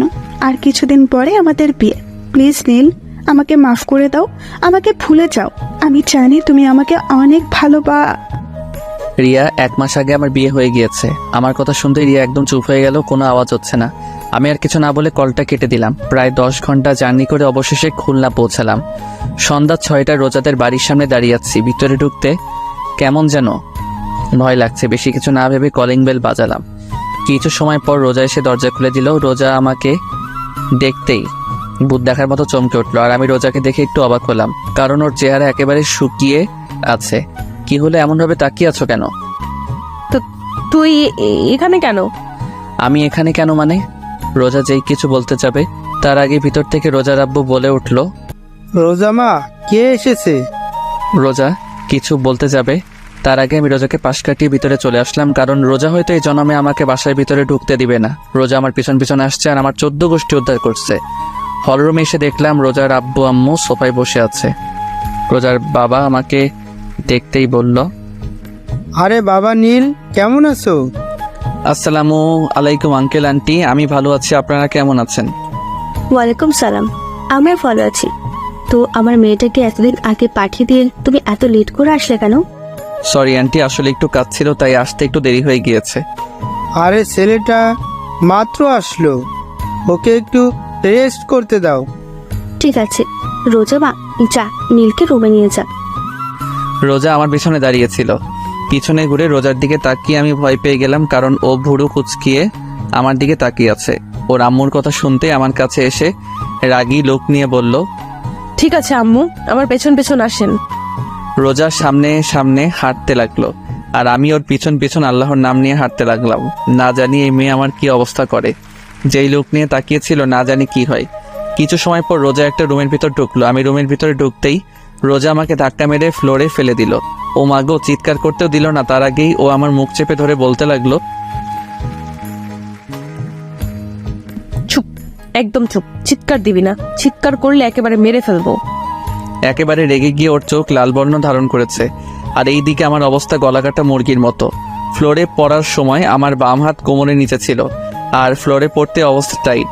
হঠাৎ রোজা খেয়াল করলো আমার চোখ দিয়ে পানি পড়ছে। তারপরেও আমাকে না ছেড়ে আমার বুকের উপর বসে দুহাত দিয়ে আমার গলা টিপে ধরলো। আমি না পারতেছি বলতে আর না পারতেছি সহ্য করতে। হঠাৎ রোজা বলতে লাগলো, তুই এখানে কেন এসেছিস? তোর সাথে আমার আর কোনো সম্পর্ক নেই। তুই এক্ষুনি এ বাসা থেকে বের হয়ে যাবি, না হলে তোকে একেবারে মেরে ফেলবো। যা তোর প্রেমিকার কাছে যা। এখানে এসেছিস কেন? কথাগুলো বলতে বলতে রোজা নিজেই কেঁদে ফেললো। রোজার অবস্থা থেকে বুঝতে পারলাম ও প্রচুর অভিমান করেছে, সাথে রেগেও আছে। ও এখন পর্যন্ত আমার গলায় টিপ দিয়ে রাখছে। এখন আমার দম প্রায় বন্ধ হয়ে আসছে। হঠাৎ রোজা আমাকে ছেড়ে দিয়ে আমার উপর থেকে উঠে বেলকনিতে চলে গেল। হয়তো ও ওর চোখের পানি লুকানোর চেষ্টা করছে। রোজা আমাকে ছাড়তে আমি গলা ধরে কাশতে লাগলাম, আর হাতের ব্যথা বলার মতো না। কিছু সময় পর আমি উঠে বেলকনির দিকে আসলাম। বেলকনিতে আসতে দেখলাম ও ফ্লোরে বসে কান্না করছে। আমি রোজার কাঁধে হাত রাখতেই ও কিছুটা কেঁপে উঠল। সরি, জানি একটা সরিতে তো আর সবকিছু ঠিক হয়ে যাবে না, তারপরে বললাম, তোর শরীর খেতায় আগুন, হাত সরা আমার শরীর থেকে। রোজা উঠে ওর রুম থেকে বাইরে চলে গেল। বুঝতে পারলাম ও প্রচুর পরিমাণে অভিমান করে আছে। এত সহজে ওর এই অভিমান ভাঙা সম্ভব না। আমি বেলকনিতে আর না থেকে রুমে আসলাম। এতক্ষণ যাবৎ আমি রোজার রুমে ভালোভাবে তাকাইনি। রোজার রুমটা দেখে বেশ অবাক হলাম। ওর রুমটা পুরো গুছানো, সবকিছু সুন্দর করে সাজানো হয়েছে। কিন্তু আমার অবাক হওয়ার কারণ এটা না। আমার অবাক হওয়ার কারণ হচ্ছে বাম পাশের পুরো দেয়ালে রোজার আর একটা মেয়ের ছবি লাগানো। মেয়েটা রোজার থেকে কিছুটা বেশি সুন্দর আর মায়াবীও। কিন্তু আমি যতটুকু জানি রোজার তো কোনো বোন নেই, তাহলে এটাকে। আমি ওয়াশরুমে চলে গেলাম ফ্রেশ হওয়ার জন্য। কিছু সময় হাতের কবজি পানিতে ভিজিয়ে রাখলাম, কারণ আগের তুলনায় এখন আরও বেশি ফুলে গিয়েছে। কিছু সময় পর ফ্রেশ হয়ে ওয়াশরুম থেকে বের হলাম। বের হতে দেখলাম রোজা খাটে বসে নাস্তা খাচ্ছে। রোজা যেন আমার হাতটা না দেখে, তাই কবজি পর্যন্ত পকেটে ঢুকিয়ে রাখলাম। রোজা শুধু সাপের মতো ফোঁস করতেছে আর খেয়েই যাচ্ছে। ওকে এইভাবে দেখে আমার ভয় করছে, আবার হাসিও পাচ্ছে, কারণ প্রচণ্ড রাগের কারণে ওর নাক, গাল, চোখ একেবারে লাল হয়ে আছে। আমি রোজার সামনে গিয়ে বললাম, এত জিদ করলে তোমার ব্লাড প্রেশার বেড়ে যাবে। আমার শরীর, আমি যা মন চায় তা করবো, তোর কি? আর তুই আমার বিছানায় বসেছিস কেন? বলেই আমাকে আবার ধাক্কা দিল আর আমি খাট থেকে সোজা ফ্লোরে পড়ে গেলাম। আর পড়তেই আমার জান যায় অবস্থা। একেবারে চুপ হয়ে রোজার দিকে তাকিয়ে কান দিয়ে গরম হাওয়া বের হচ্ছে। রোজা আমার অবস্থা দেখে অদ্ভুত দৃষ্টিতে তাকিয়ে আছে। রাতে সবাই একসাথে ডিনার করলাম। কিছু সময় কথা বলে রোজার সাথে রুমে চলে আসলাম। রুমে আসতেই রোজা বিছানায় পুরো মাঝ বরাবর শুয়ে পড়ল আর আমি অসহায় দৃষ্টিতে দাঁড়িয়ে ওর দিকে তাকিয়ে আছি। অনেকক্ষণ হয়ে গেল, এখন আর দাঁড়িয়ে থাকা সম্ভব না, তাই সোফায় বসে পড়লাম। অনেক চেষ্টা করছি যেন ও একবার আমার দিকে তাকায়, কিন্তু তাকাচ্ছেই না। শেষমেশ আর কোনো জায়গা না পেয়ে সোফাতেই শুয়ে পড়লাম। কখন যে ঘুমিয়ে পড়লাম বুঝতে পারলাম না। সকালে ঘুমিয়েছিলাম, হঠাৎ হাতে কেমন যেন ঠান্ডা ঠান্ডা অনুভব হচ্ছে, সাথে এমন লাগছে কে যেন কান্না করছে। হালকা চোখ খুলে দেখি রোজা আমার বাম হাতে বরফ ঘষে দিচ্ছে আর কান্না করছে। ও কান্না কেন করছে তা বুঝতে পারলাম না। হঠাৎ ও বলতে লাগলো, একবার শুধু ঘুম থেকে উঠে দেখো তোমাকে কি করি। আমাকে কাঁদাতে কি তোমার ভালো লাগে যে এত কাঁদাও? যখন থেকে আসছি তখন থেকে শুধু কষ্ট দিয়েই যাচ্ছ। আমাকে কষ্ট দিচ্ছ তা আমি মেনে নিলাম, কিন্তু তুমি নিজের হাতটার এই অবস্থা করলে কিভাবে? কালকে টাকা দিয়ে ফেলে দিয়েছিলাম, তার জন্য হয়েছে নাকি আবার? নাকি কালকে আসার সময় আবার ওনার অ্যাক্সিডেন্ট হয়েছিল নাকি? এতক্ষণ যাবৎ রোজা কেঁদে কেঁদে এগুলো বলেই যাচ্ছিল। হঠাৎ রোজা উঠে বেলকনি দিকে দৌড় দিল। বেলকনি থেকে গাড়ি পার্কিংয়ের জায়গা দেখা যায়। আমার জানা মতে ও আমার গাড়ি দেখতে বেলকনিতে গিয়েছে, যে আসলে আমার অ্যাক্সিডেন্ট হয়েছিল নাকি। কিছু সময় পর আবার এসে হাতে বরফ ঘষে দিতে লাগলো। রোজার কাণ্ড কারখানা দেখে আমার প্রচণ্ড হাসি পাচ্ছে, কিন্তু হাসতে পারছি না। ও যেই থ্রেড দিয়েছে আমি চোখ হালকা খুলে রেখেছিলাম। হঠাৎ রোজা আমার চোখের দিকে তাকালো, আর আমি সাথে সাথে চোখ বন্ধ করে ফেললাম। আমি মনে মনে ভাবছিলাম হয়তো দেখে ফেলেছে আমি জেগে আছি। হঠাৎ রোজা বলতে লাগলো, বুঝলাম না, এত ঠান্ডা বরফ তার হাতের মধ্যে লাগিয়ে রেখেছি, কিন্তু ঘুম ভাঙার নাম নিশানা নেই। সোফায় শুয়ে মরে গেল নাকি আবার? হঠাৎ আমার গলায় রোজার হাতের স্পর্শ পেলাম। আমি নিশ্চিত যে ও চেক করছে আমি বেঁচে আছি নাকি মরে গিয়েছি। আমি ওর এই কাজ দেখে আর ঠিক থাকতে পারলাম না, ফিক করে হেসে উঠলাম। আমি হাসতে গড়াগড়ি খাচ্ছি, আর রোজা আমার দিকে ভুরু কুচকিয়ে তাকিয়ে আছে। অনেক সময় হয়ে গেল, কিন্তু আমি এখনো পর্যন্ত হেসেই যাচ্ছি। এখন রোজার রাগ উঠে গেছে, ও দাঁড়িয়ে বলল, শয়তানটা মরে গেলেই ভালো হতো। বলেই রোজা রুম থেকে বের হয়ে গেল, আর আমি উঠে ফ্রেশ হতে ওয়াশরুমে চলে গেলাম। কিছু সময় পর ফ্রেশ হয়ে নিচে এসে সবার সাথে নাস্তা করে আবার রুমে চলে এলাম। রুমে এসে সোজা বেলকনিতে চলে এলাম। কিছু সময় পর রোজা রুমে আসলো। রোজাকে দেখে আমিও বেলকনি থেকে রুমে চলে আসলাম। রুমে আসতে দেখলাম রোজা মুখ ফুলিয়ে খাটে বসে আছে। ওকে এইভাবে দেখতে অনেক কিউট লাগছে। এখন আর খাটে বসলাম না, যদি আবার ধাক্কা মেরে ফেলে দেয়। তাই সোফায় গিয়ে বসলাম, আর এক দৃষ্টিতে রোজার দিকে তাকিয়ে থাকলাম। রোজা অন্যদিকে মুখ গড়িয়ে নিল, কিন্তু কিছুক্ষণ পরপরই আমার দিকে তাকাচ্ছে। ওর এইভাবে তাকানো দেখে আমার অনেক ভালো লাগছে। আরও কিছু সময় তাকিয়ে থাকার পর হঠাৎ রোজা বলল, এই আপনি অযথা আমার দিকে তাকিয়ে আছেন কেন? রোজার এইভাবে কথা বলা অনেক মজা লাগছে, কারণ ও কিছুক্ষণ তুই করে বলে, কিছু সময় তুমি, আবার এখন আপনি করে বলছে। আমি ওকে রাগানোর জন্য বললাম, আপু আমি আপনার ছোট, তাই তুমি করে বললেই ভালো হবে। ব্যাস কাজ হয়ে গিয়েছে। রোজা তো তেলে বেগুনে জ্বলে উঠল। ওই আপু কাকে বললা? হ্যাঁ, তোমাকে আর কাকে বলবো, এখানে তো আর কেউ নেই। আজকে তোকে ছাড়বো না। বলেই খাট থেকে নেমে এসে আমার সামনে দাঁড়িয়ে আমার টি শার্টের কলার ধরে টেনে তুলে বলল, আমি তোর বোন লাগি কুত্তা? বউকে বোন বলতে তোর লজ্জা করে না? কিন্তু আমার বউ তো আমাকে ভালোবাসে না।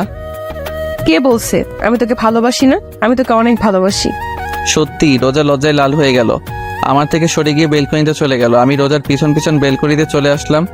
রোজা এক মনে আকাশের দিকে তাকিয়ে আছে। আমি রোজার পাশে দাঁড়িয়ে বললাম, সরি। কেন? আপু বলার জন্য। রোজা কিছু বলল না। আচ্ছা তোমাকে একটা প্রশ্ন করি, দেয়ালে তোমার সাথে যে মেয়েটার ছবি, সেই মেয়েটা কে? আমার বেস্ট ফ্রেন্ড ফারিয়া। ও বলেই বাইরে তাকিয়ে রইলাম। ও আর বেঁচে নেই। কি? কেন, কি হয়েছিল? রোজা যা বলো তার জন্য মোটেও প্রস্তুত ছিলাম না, কারণ ওকে কিছু লোক ধর্ষণ করে মেরে ফেলেছে। হোয়াট? 6 বছর আগে একদিন আমি, ফারিয়া, রুহি আর মিম কলেজ থেকে বাসার দিকে ফিরছিলাম। সেদিন ফারিয়ার বার্থডে ছিল, তাই আমরা বললাম আজকে একটু ঘুরে তারপর বাসায় যাব। তারপর আমরা তাই করলাম। 4 জন একসাথে রাস্তায় হাঁটতে লাগলাম আর একে অপরকে পচাতে লাগলাম। রাস্তাটা একটু নিরিবিলি ছিল, তত একটা মানুষ ছিল না। হঠাৎ ফারিয়া বলল, দোস্ত তোরা আইসক্রিম খাবি? আমরা রাস্তার যেই পাশে ছিলাম তার বিপরীত একটা পাশে একটা দোকান ছিল। ফারিয়া হনহন করতে করতে দোকানে চলে গেল, আর আমরা 3 জন ফারিয়ার কাছ থেকে হাসাহাসি করছিলাম। কিছু সময় পর ফারিয়া দোকান থেকে আইসক্রিম নিয়ে আমাদের কাছে আসছিল। যেই রাস্তা পারাপার করতে যাবে সেই সময় ওর সামনে একটা গাড়ি এসে থামলো। গাড়ি থেকে ফারিয়ার এক্স বয়ফ্রেন্ড আর ওর এক বন্ধু বের হয়ে এসে ফারিয়াকে জোর জবরদস্তি করে গাড়িতে উঠিয়ে আবার চলে গেল। আর আমরা 3 জন ওখানেই দাঁড়িয়েছিলাম। আমরা ভেবেছিলাম হয়তো ওরা প্র্যাঙ্ক করছে, কিন্তু 10 মিনিট পার হয়ে গেল, কিন্তু ফারিয়ার আসার কোনো নাম নেই। ওর মোবাইল ট্রাই করলাম, কিন্তু মোবাইল বারবারই বন্ধ বলছে। এখন আমাদের 3 জনের টেনশন হতে লাগলো। আর কিছু না ভেবে ফারিয়ার আব্বুর কাছে কল দিলাম। ফারিয়ার আব্বু ব্যবসায়ী ছিলেন আর আম্মু স্কুল টিচার। কয়েকবার রিং হতেই কল রিসিভ করলো। তারপর তাকে পুরো ঘটনা খুলে বললাম। বিকেল 6টা পর্যন্ত সবাই ফারিয়াকে খুঁজেছি, কিন্তু কোথাও পাইনি। আর কোনো উপায় না পেয়ে আমার আব্বু, ফারিয়ার আব্বু আর ফারিয়ার মামা পুলিশের কাছে অভিযোগ করলো। পুরো 2 দিন পুলিশ ফারিয়াকে খুঁজেছে, কিন্তু তারাও পেল না। অবশেষে ফারিয়ার ছবি পত্রিকায় দেওয়া হলো। 3য় দিন সকাল 10টা বাজে আমরা সবাই ফারিয়াদের বাসায় ছিলাম।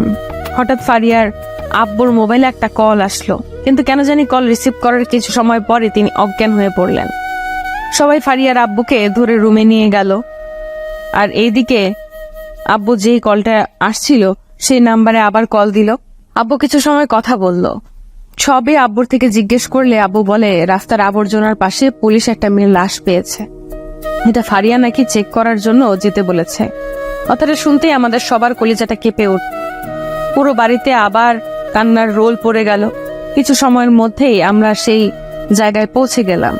পুলিশ বলল রাস্তার একজন লোক আবর্জনা পরিষ্কার করছিলেন, তখন তিনি দেখলেন একটা মেয়ে উলঙ্গ অবস্থায় একপাশে পড়েছিল। তারপর একজন লেডি কনস্টেবল পুলিশ আমাদের লাশের সামনে নিয়ে গেলেন। যখন লাশের শরীরের উপর থেকে কাপড় সরানো হলো তা দেখে আমার শরীরের পশম দাঁড়িয়ে গেল। একেবারে বাকরুদ্ধ হয়ে মাটিতে বসে পড়লাম। চোখ দিয়ে পানি পড়েই যাচ্ছে। ওর এক চোখ ফেটে গিয়েছে, ঠোঁট থেকে গাল পর্যন্ত চামড়া ছিঁড়ে ফেলেছে।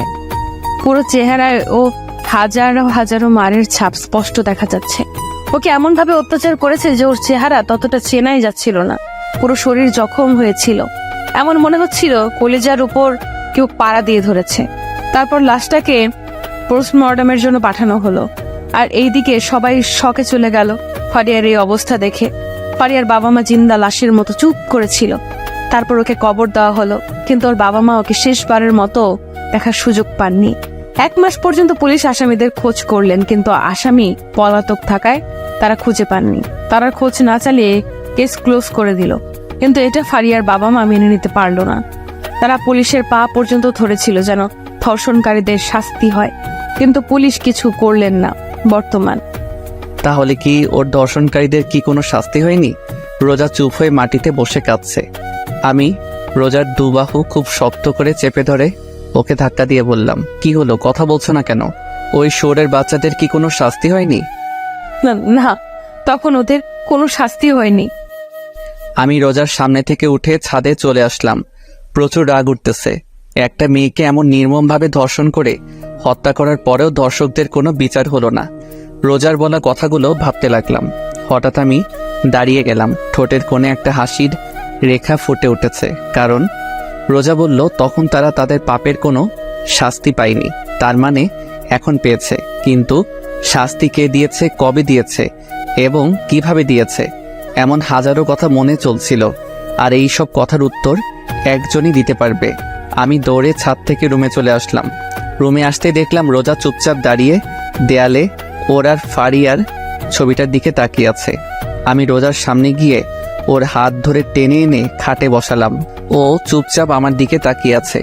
আমি ওর সামনে ফ্লোরে হাঁটু গেড়ে বসে বললাম, তুমি বলছো তখন ওরা ওদের পাপের শাস্তি পায়নি, তার মানে কি এখন পেয়েছে? রোজা মাথা দুলিয়ে হ্যাঁ বলল। কিভাবে পেয়েছে আর কে দিয়েছে? 4 বছর পর খুলনা সোনাডাঙ্গা মডেল পুলিশ স্টেশনের ওসি পদে নিয়োগ হলাম। তারপর ফারিয়ার রেপ কেস রিওপেন করলাম। দীর্ঘ 1 বছর আসামিদের খোঁজার পর অবশেষে ওদের দিনাজপুরে খুঁজে পেলাম। তারপর ওদের সেখান থেকে নিয়ে এসে ফারিয়াদের গেস্ট হাউসে রাখলাম। আর এই সব কিছুতে সাহায্য করেছে আমার 4 জন ফ্রেন্ড। আসামি ছিল 3 জন। ওদের 2 ঘন্টা যাবৎ 3rd ডিগ্রি টর্চার করার পরই ওরা সত্য কথা বলে দিয়েছিল যে ওরা 2 দিন একটানা ফারিয়াকে ধর্ষণ করেছিল। তারপর ওকে মেরে রাতে আবর্জনার কাছে ফেলে দিয়ে ওরা পালিয়ে যায়। লাগাতার 4 দিন ওদের টর্চার করা হলো। টর্চার করার সময় ওরা শুধু ওদের মেরে ফেলার জন্য অনুরোধ করত। তার পরের দিন কোর্টে ওরা যে ফারিয়ার রেপ করেছে তার এভিডেন্স পাঠিয়ে দিলাম। কোর্ট থেকে ওদের মৃত্যুদণ্ডের আদেশ আসলো। তারপর মাঝ রাস্তায় সবার সামনে ওদের ক্রস ফায়ার করে মেরে ফেলা হয়, যেন পরের বার আর কোনো মেয়ের ধর্ষণ করার কথা কেউ ভাবতেও না পারে। তো ফারিয়ার বাবা মা খুশি হয়নি যে তার মেয়ের ধর্ষণকারীদের শাস্তি হয়েছে? যেদিন ফারিয়ার রেপ কেস ক্লোজ করে দেওয়া হয় তার কিছুদিন পরে আঙ্কেল আন্টি সুইসাইড করে মারা যান। ও তারপর রাতে ডিনার করে এসে বেলকনিতে বসে আছি, আর রোজা রুমে চুপচাপ বসে আছে। বেশ কিছু সময় পর রুমে আসলাম। বিছানার একপাশে দাঁড়িয়ে বললাম, একটা কথা বলি। কি? আজকে বিছানায় শুই প্লিজ। না, বিছানায় জায়গা নেই, তুমি সোফায় গিয়ে ঘুমাও। প্লিজ, সোফায় শুইতে ভালো লাগে না, প্লিজ আজকে বিছানায় শুই। ওহো, আপনার বিছানায় ঘুমানোর কোনো প্রয়োজন নেই, এখন আপনি আসতে পারেন, আমার অনেক ঘুম পেয়েছে। বলেই রোজা শুয়ে পড়ল। বুঝলাম না এই মেয়ে এত জেদি কেন। একরাশ হতাশা নিয়ে সোফায় শুয়ে পড়লাম। অনেকক্ষণ যাবৎ ঘুমানোর চেষ্টা করছি, কিন্তু ঘুম আসছেই না। হঠাৎ রোজা বলল, কেউ যদি চায় বিছানায় এসে ঘুমাতে পারে, আমি কিছু মনে করব না। আমি শুনেও চুপচাপ চোখ বন্ধ করে শুয়ে আছি। কি হলো, কথা কানে যায়নি? বললাম কেউ যদি চায় বিছানায় এসে ঘুমাতে পারে। এইবার গলার আওয়াজটা শুনে মনে হচ্ছে ও হালকা রেগে গেছে। তারপরেও আমি চুপ করে রইলাম। হঠাৎ এমন মনে হলো কেউ আমার সামনে সাপের মতো ফোঁসফোঁস করছে। এক চোখ খুলে দেখি রোজা আমার সামনে দাঁড়িয়ে ফোঁসফোঁস করছে। আমি ভয়ে চোখ বন্ধ করে রাখলাম। কি হলো, আপনি কি শোনেননি? আপনাকে বিছানায় গিয়ে ঘুমানোর জন্য বললাম। আপনি কি আমাকে বলছেন? আপনাকে ছাড়া এই রুমে কি অন্য কেউ আছে?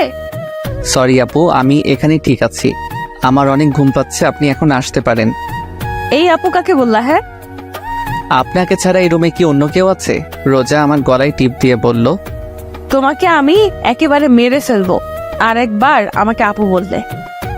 তো আপনাকে আমি কি বলবো? বউয়ের বাইরে যদি অন্য কিছু বলিস তাহলে তোকে মেরেই ফেলবো। কথাটা বলতেই রোজার রাগ এক মুহূর্তে লজ্জায় পরিণত হয়ে গেল, কারণ ও আমার বুকের উপর বসেছিল। সেকেন্ড মধ্যে আমার বুক থেকে নেমে গেল। বিছানায় গিয়ে ইন্ডিয়ার পাকিস্তানের বর্ডার বানিয়ে শুয়ে পড়ল। আমার দিকে আর একবারও তাকাইনি। আমি সোফা থেকে নেমে রোজার পাশে গিয়ে শুয়ে পড়লাম। আজকে প্রথমবার রোজা আমার আর ওর মাঝে বালিশ রেখেছে। কি আর করার, ঘুমিয়ে পড়লাম। সকালে বুকের উপর কিছু একটা অনুভব করছি। চোখ খুলে দেখি রোজা আগের মতো আমার বুকের উপর মাথা রেখে শুয়ে আছে। ওর চেহারার ওপর থেকে চুলগুলো সরিয়ে দিলাম। খুব মায়াবী লাগছে ওর চেহারার। আজকে অনেক দিন পর ও আবার আমার বুকের উপর মাথা রেখেছে। মন চাচ্ছে ওকে খুব শক্ত করে জড়িয়ে ধরতে। ঘড়ির দিকে তাকিয়ে দেখি মাত্র 6টা বাজে। বেশি কিছু না ভেবে রোজাকে শক্ত করে জড়িয়ে ধরলাম। জড়িয়ে ধরতেই রোজা বলল, কি মেরে ফেলার প্ল্যান আছে নাকি? তুমি জেগেছিলে? আর এত শক্ত করে কেউ কাউকে জড়িয়ে ধরে? মরে যাবো তো। আমার বউ, আমি যা মনে চাই তা করব, আপনার কি? আমার বউ মানে? কাল রাতে না বললেন বউ বলতে, তাই বললাম।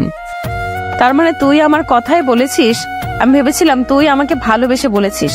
কুত্তা, ছাড় আমাকে, আমার শরীরে টাচ করবি না। আমি তো রিয়াকে ভালোবাসি, আপনাকে ভালোবাসতে যাব কেন? রোজা উঠে ওয়াশরুমে চলে গেল। কিছু সময় পর ওয়াশরুম থেকে কান্নার আওয়াজ আসতে লাগলো। যেটা ভেবেছিলাম সেটিই হয়েছে।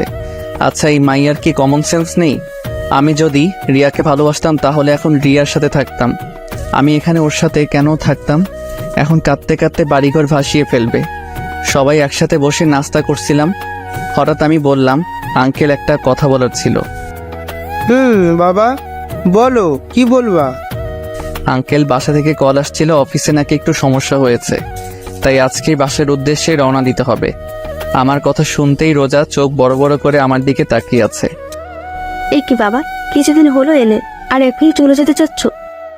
না মানে আন্টি, অনেক দিন হলো আসছি, অনেক কাজ পড়ে আছে। আবার রোজার ও তো অনেক দিন হলো চাকরি থেকে ছুটি নিয়েছে। তা ঠিক আছে, তাই বলে আজকে চলে যেতে হবে? জি আঙ্কেল। আচ্ছা ঠিক আছে। সবার সাথে নাস্তা শেষ করে রুমে আসলাম। রোজা আমার পিছে পিছে রুমে আসতেই দরজা লাগিয়ে দিয়ে বলল, এই তুমি নিচে আব্বুকে কি বললা? কেন, তুমি শোনোনি? শুনছি তো। আর আমি তোমার সাথে কোথাও যাব না। কোথাও যাবে না মানে? সব সময় কি বাপের বাড়িতে থাকবে নাকি? তাহলে আমি কই থাকবো? আপনার বিয়ে হয়েছে, আপনি কি ভুলে গিয়েছেন? আমার বিয়ে হয়েছে, তাহলে আমার স্বামীকে? ওর এই অদ্ভুত প্রশ্ন শুনে মন চাচ্ছে নিজের হাত দিয়ে নিজের মাথার চুল ছিঁড়ে ফেলি। আমি কে? মানুষ। দেখো, আমার সাথে মজা করা বন্ধ করো প্লিজ। আর দেরি হয়ে যাচ্ছে, তাড়াতাড়ি জামা কাপড় গুছিয়ে নাও। আচ্ছা, মজা করা বাদ দিলাম, কিন্তু একটা কথার জবাব চাই। কি? তুমি কি আমাকে ভালোবাসো? সত্যি করে বলবো? না, মিথ্যা করে বলো। আসলে আজকে রিয়ার সাথে আমার বিয়ে, তো বাসর ঘর সাজানোর মতো কোনো মানুষ পাই নাই, তাই তোমাকে সাথে করে নিয়ে যাচ্ছি, যেন তুমি আমাদের বাসর ঘরটা সুন্দর করে সাজিয়ে দিতে পারো। ওর সাথে মজা করে বললাম, কিন্তু এখন দেখি এই মাইয়া তেলে বেগুনে জ্বলে উঠছে। কি বললি, আরেকবার বলতো। দেখ আজকে তোর অবস্থা আমি কি করি। রোজা আমাকে ধাক্কা মেরে খাটের উপর ফেলে দিয়ে বুকের উপর বসে শুরু করলো এলোপাতারি। কুত্তা, লাল বান্দর, ব্যাং, শয়তান, আর বলবি ওই ডাইনির নাম? আরে এত মারলে বলবো কেমনে? ছাড় আমার হাত, তোকে আজ মেরেই ফেলবো। তুই ওই মেয়ের সাথে বাসর করবি, তাই না? আমার কি দোষ? তুমি তো বললা মিথ্যা কথা বলতে। আমি তাই বলে তুই এই কথা বলবি? কিছু না বলে রোজাকে টান মেরে আমার বুকের উপর থেকে সরিয়ে বিছানায় শুয়ে দিলাম। ও যেই উঠতে যাবে তার আগেই ওর দুবাহু ধরে ওকে বিছানার সাথে চেপে ধরলাম। আমাকে ধরে রেখেছেন কেন? যান আপনার প্রেমিকার কাছে যান। আমি তো আমার প্রেমিকার কাছেই আছি। রোজার মুখের একেবারে সামনে মুখ নিয়ে বললাম, মানে? আরে গাদিমাইয়া, আমি তোমাকে ভালোবাসি, অনেক অনেক ভালোবাসি, নিজের জীবন থেকে বেশি ভালোবাসি। রোজার কপালে চুমু এঁকে দিয়ে বললাম, কচু বাসো, আজ পর্যন্ত তো একদিনও বললে না ভালোবাসি। সরি সোনা, প্লিজ রাগ করো না। তোমাকে অনেকদিন বলার চেষ্টা করছি কিন্তু কোনোদিন বলতে পারিনি। আমি তোমাকে আসলে অনেক ভালোবাসি। সত্যি তুমি আমাকে সত্যি ভালোবাসো? রোজাকে কিছু বলতে না দিয়ে আমাদের দুজনের ঠোঁটটা এক করে দিলাম, না হলে প্রশ্ন করতে করতে আমার মাথা খাইতো। তারপর রেডি হয়ে নিচে নামলাম, সবার কাছ থেকে বিদায় নিয়ে রওনা দিলাম ঢাকার উদ্দেশ্যে। আমি গাড়ি ড্রাইভ করছি আর রোজা আমার পাশে বসে বাইরের দিকে তাকিয়ে আছে। হঠাৎ রোজা আমার দিকে তাকিয়ে বলতে লাগলো, জানো আজকে আমি অনেক অনেক খুশি। কেন? কারণ এই ভিতর ডিম শেষমেশ আমাকে ভালোবাসি কথাটা বলতে পারলো। তুমি কি আমাকে ভিতর ডিম বললা? গাড়িতে কি আর কাউকে দেখতে পেয়েছো? আমি কিছুই বললাম না, চুপচাপ ড্রাইভ করতে লাগলাম। আমার বাবুটা কি রাগ করেছে? আমি কোনো কথা বলছি না। রোজা ওর জায়গা থেকে উঠে আমার গালে চুমু দিয়ে বলল, কথা বলো, না হলে কিন্তু কেঁদে ফেলবো। এইটাই তো পারো, কিছু হইলেই ভ্যাঁ ভ্যাঁ করে নাকের পানি চোখের পানি এক করে দাও। ওকে রাগানোর জন্য বললাম। রোজা বন্দুক বের করে বাম হাতে রেখে বলল, বুঝলাম না, এই মায়া কি সবসময় বন্দুক সাথে করে নিয়ে ঘুরে নাকি? কি যেন বললাম, আমি শুনতে পাইনি, আরেকবার বলো তো। কই না তো, কিছু বলিনি। না মানে আমার মনে হলো কিছু বলছো। সারা রাস্তা এইভাবে খুনসুটি ঝগড়া করতে করতে পার করে দিলাম। বাসায় পৌঁছাতে পৌঁছাতে রাত হয়ে গেল। ফ্রেশ হয়ে ডিনার করলাম, তারপর সবার সাথে কিছুক্ষণ কথা বলে রুমে এসে পড়লাম ঘুমানোর জন্য। আগের মতো আজকে রোজা আমার বুকের উপর মাথা রেখে একে অপরকে জড়িয়ে ধরে ঘুমিয়ে পড়লাম। কিছুদিন পর বাসায় এক পার্টির আয়োজন করা হয়। পার্টিটা ছিল সবাইকে জানানোর জন্য যে রোজা হচ্ছে চৌধুরী বাড়ির বউ। কথাটা শুনে সবাই খুশি হয়, সাথে কিছু মানুষ অবাকও হয়। আর তারা হচ্ছে আমার প্রিয় হারামি বন্ধুরা আর রিয়া আর ওর হাজবেন্ড। কিছুদিন পর রাতে রোজা আর আমি বেলকনিতে বসেছিলাম। হঠাৎ রোজা আমার কাঁধের উপর মাথা রেখে বলল, শোনো। বলো, কি বলবে? ভাবতেছি পুলিশের চাকরি ছেড়ে দেব। কেন? তোমার সাথে তো ঘুরতে পারি না, চাকরি ছেড়ে দিয়ে সারাদিন তোমার সাথে ঘুরবো, মজা করব, প্রেম করব। মায়ের একটাও মাটিতে পড়বে না যদি চাকরি ছেড়ে দেওয়ার কথা আরেকবার বলো। কেন? তুমি আমাকে ভালোবাসো নাকি পুলিশের চাকরিকে? আমি তোমাকে সব থেকে বেশি ভালোবাসি, কিন্তু একটা কথা আছে। রোজা মাথা ঘুরিয়ে আমার দিকে তাকিয়ে বলল, কি? আমি রোজার কানে কানে বললাম, পুলিশ হওয়া আমার ছোটবেলার শখ ছিল। তাই? এইভাবে চলছিল আমাদের সংসার। 7 বছর পরে আজকে অফিস থেকে একটু তাড়াতাড়ি আসলাম। বাসায় আসতেই আমার মেয়ে দাদির কোল থেকে নেমে আব্বু আব্বু বলতে বলতে আমার উপর ঝাঁপিয়ে পড়লো। রোজা একটা প্রিন্সেস জন্ম দিয়েছে। কোলে তুলে গালে চুমু দিয়ে বললাম, আমার প্রিন্সেসটা আজকে সারাদিন কি করেছে? কথা বলে, আগে আমার চকলেট দাও। আমি পকেট থেকে একটা চকলেট বের করে নীলার হাতে দিলাম। আমার মেয়ে চকলেট পেয়ে আমার পুরো চেহারা আদর করে বলে দিল, পুরো রোজার মতো হয়েছে। আমি নীলাকে নিয়ে রুমে এসে ওকে খাটে বসিয়ে বললাম, আম্মু তুমি বসে চকলেট খাও, আমি একটু ফ্রেশ হয়ে আসি। ঠিক আছে। নীলাকে খাটে বসিয়ে ফ্রেশ হতে গেলাম। অল্প কিছু সময়ের মধ্যে ফ্রেশ হয়ে ওয়াশরুম থেকে বের হয়ে এসে দেখি নীলা চকলেট খেতে খেতে দু গালে মেখে ফেলেছে। আমি খাটে শুয়ে নীলাকে আমার বুকের উপর বসিয়ে বললাম, প্রিন্সেস আজকে তোমার আম্মুর আসতে একটু লেট করছে না? এক জায়গা দিয়ে ভালোই হয়েছে। এখন তোমার আম্মু থাকলে আমার সাথে ঝগড়া করতো, কারণ তোমার আম্মুর জন্য চকলেট আনি নাই। নীলা হাসতে লাগলাম। আসলেই রোজা যদি জানতে পারে তাহলে আমাকে এই ডায়লগে দিত। দুজনেই হাসতে লাগলাম। হঠাৎ সাপের মতো ফোঁসফোঁস আওয়াজ হতে লাগলো। আমরা দুজনে হাসি বন্ধ করে দরজার দিকে তাকিয়ে দেখি রোজা দাঁড়িয়ে আছে আর সাপের মতো ফোঁসফোঁস করছে। নীলা চুপচাপ আমার কোল থেকে নেমে রোজার কাছে গেল। রোজা ওকে কোলে তুলে নিয়ে ওর গালে চুমু দিয়ে বলল, আম্মু তোমার আব্বু কি আমার ব্যাপারে নিয়ে কথা বলছিল? নীলা মাথা দুলিয়ে হ্যাঁ বলল। আচ্ছা ঠিক আছে, তুমি নিচে দাদুর সাথে খেলা করো, যাও।